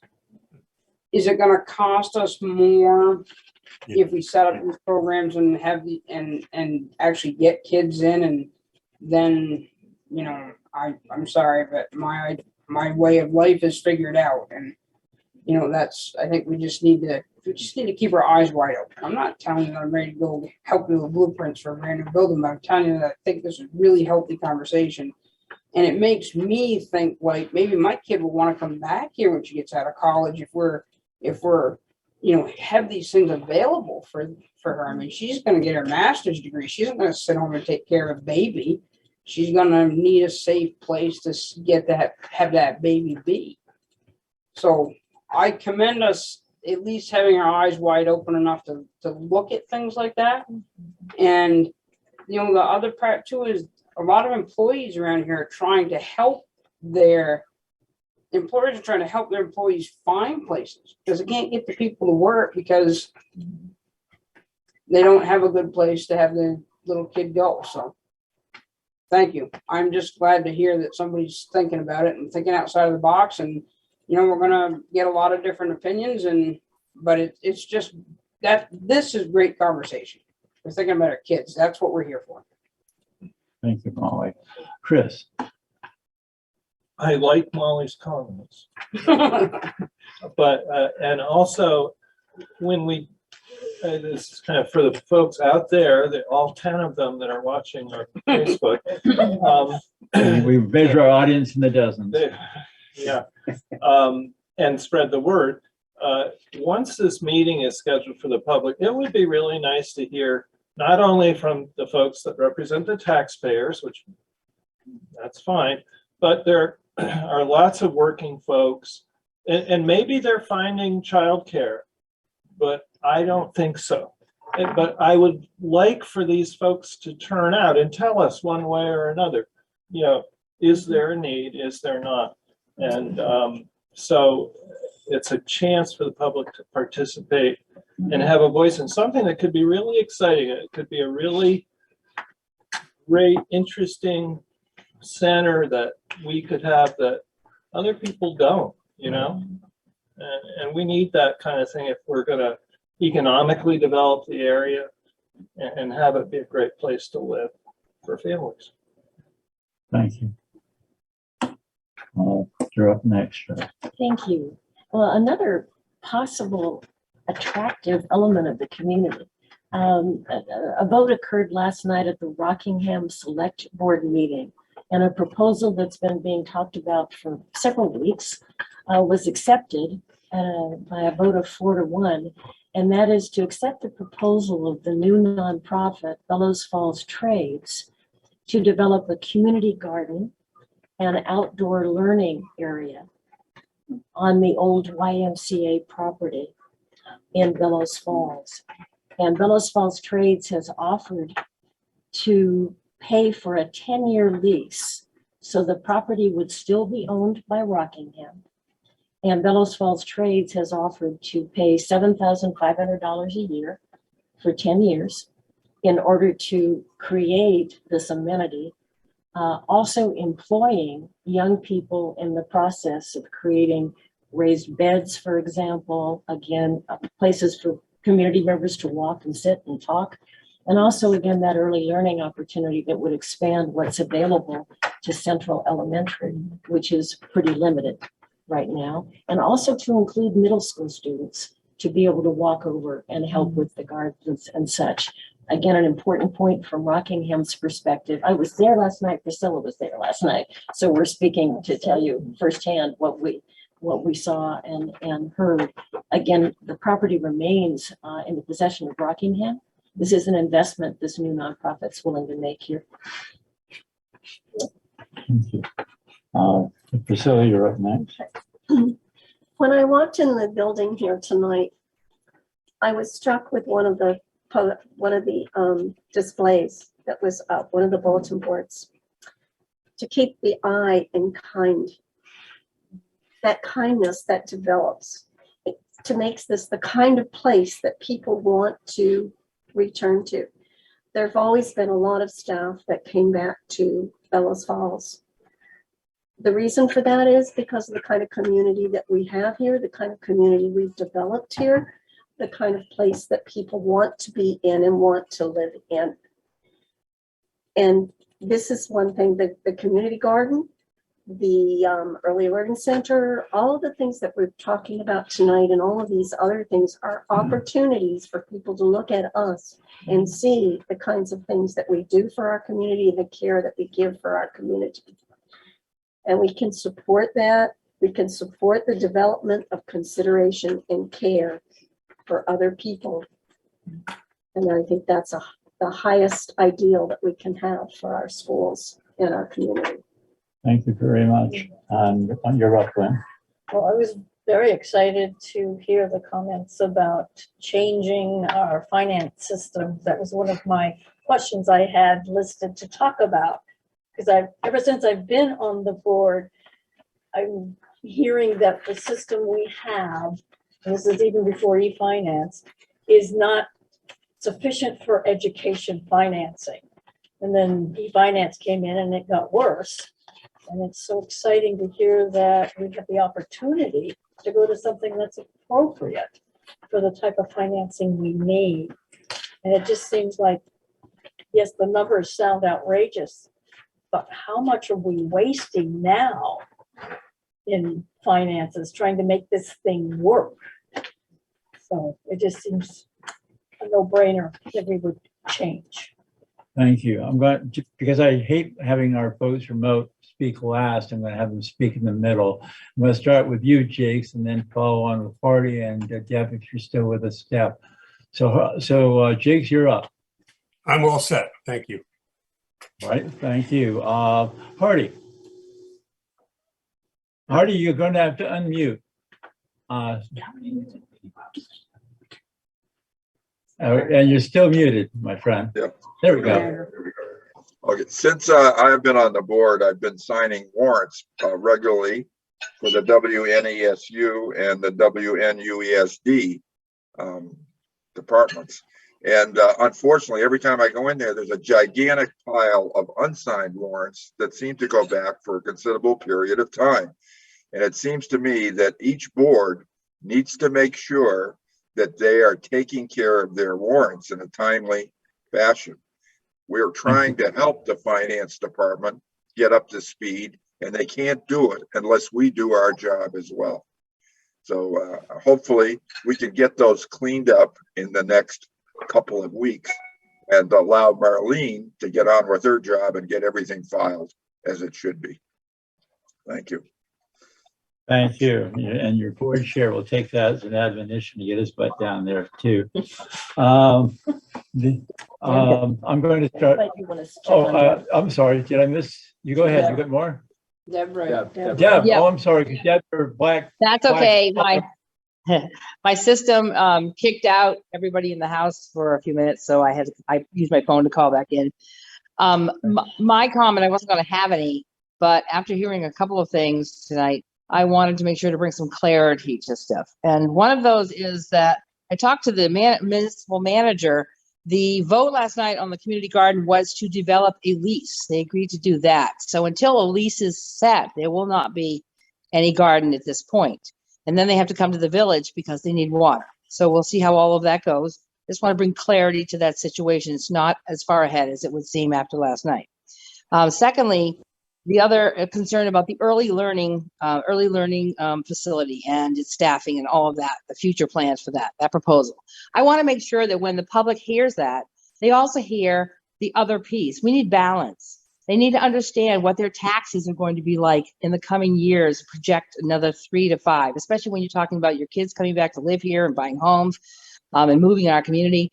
We need balance because we are and unfortunately, number 1 or number 2 in taxes in the Rockingham town. That's something to consider. It may not be the same way for Westminster or Athens or Grafton, but the reality is Rockingham and Bellows Falls have hugely high taxes.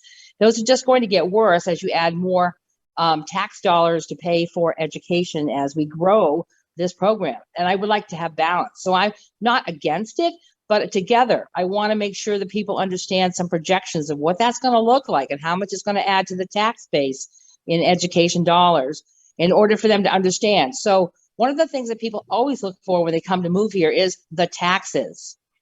That's an obvious, not all the services and facilities, but the taxes. It's what they're going to have to pay on any property they purchase. And I think that with clarity and level-headedness, we bring in all those pieces so people can have an complete understanding, not a visionary understanding, a factual understanding about what it's going to be like when we have to deal with this in the years to come. Thank you. Thanks, Deb. Always appreciated. Karen? Well, I wanted to say that I think the children are our future and the future of generations to come. And I'm not saying that we have to think of how this is going to work and what it means and all of that, but I just feel like it's a wonderful thought and idea, and I think it will generate young people coming into the community and having their children be able to be taken care of. I've heard this from so many of my godkids and friends in my community, but I want to say that we will be dead and gone, a lot of us. And these kids are going to be the ones that are going to be thinking about what's going to happen in the future. Someone's going to be an Einstein there. Someone's going to be a Hvac Gibson. I mean, you know, they are there for our future, and whatever we can do to make that happen, I think it's our responsibility to do that. So that's my thoughts, and I can't wait to get this research from time. Ken, you're up. Yeah, I echo, I really appreciate what Molly said and what Priscilla and Karen have said about the Early Childhood Center. I think the brain develops more in ages birth through 5 than any other time in life. It is a huge amount of brain development that goes on, and it leads to success later in school. And the better kids do in school, the lower our education costs are. I'm going to send articles, Deb and James, to you. And I just hope we can do research, and so that when we're making claims about the effectiveness of early childhood and the broader impact it'll have on taxes and on those type of things, we're using research to back our conversation points. Thank you very much. From my perspective, I always think you need to see the product to know how you're doing. A lot of people in large corporations always know when the board of directors goes and walks through the building. It's a bit of a dog and pony show, but it's really worthwhile. Last night I got to see some of the product because I went over to the 6th grade and to the primary school presentations at the Westminster Community School, and it was fun. And I got to see all the kids doing their history and their ancient studies program of Maya and Middle Eastern civilizations, and trying to pretend that they were wax figurines. It was really quite funny. I do think you need to see the product to know whether or not you're doing a good job. I'd like us to think about talking to school officials and doing a walk around. Walk-arounds are used to be traditionally part of what all boards did that had schools that they were directly responsible for. I also think that the parents got to see how the kids were doing, and I think they ought to get to see how we're doing. One of the things I'd like to schedule for this summer is to have an open forum with parents and bring us in and have them ask questions as tough as they were asking a bunch of 6th graders last night. I hope we can do as well.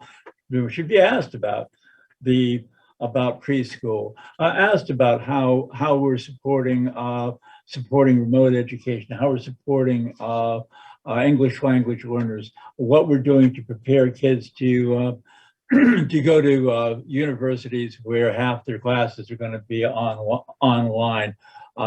Find out whether or not we are really doing the job that we think we're doing. And I think an open forum would be a useful thing. I'm thinking maybe July-ish, but I want that to be part of the discussion at our next agenda, because it's time to have some people ask us a bunch of uncomfortable questions.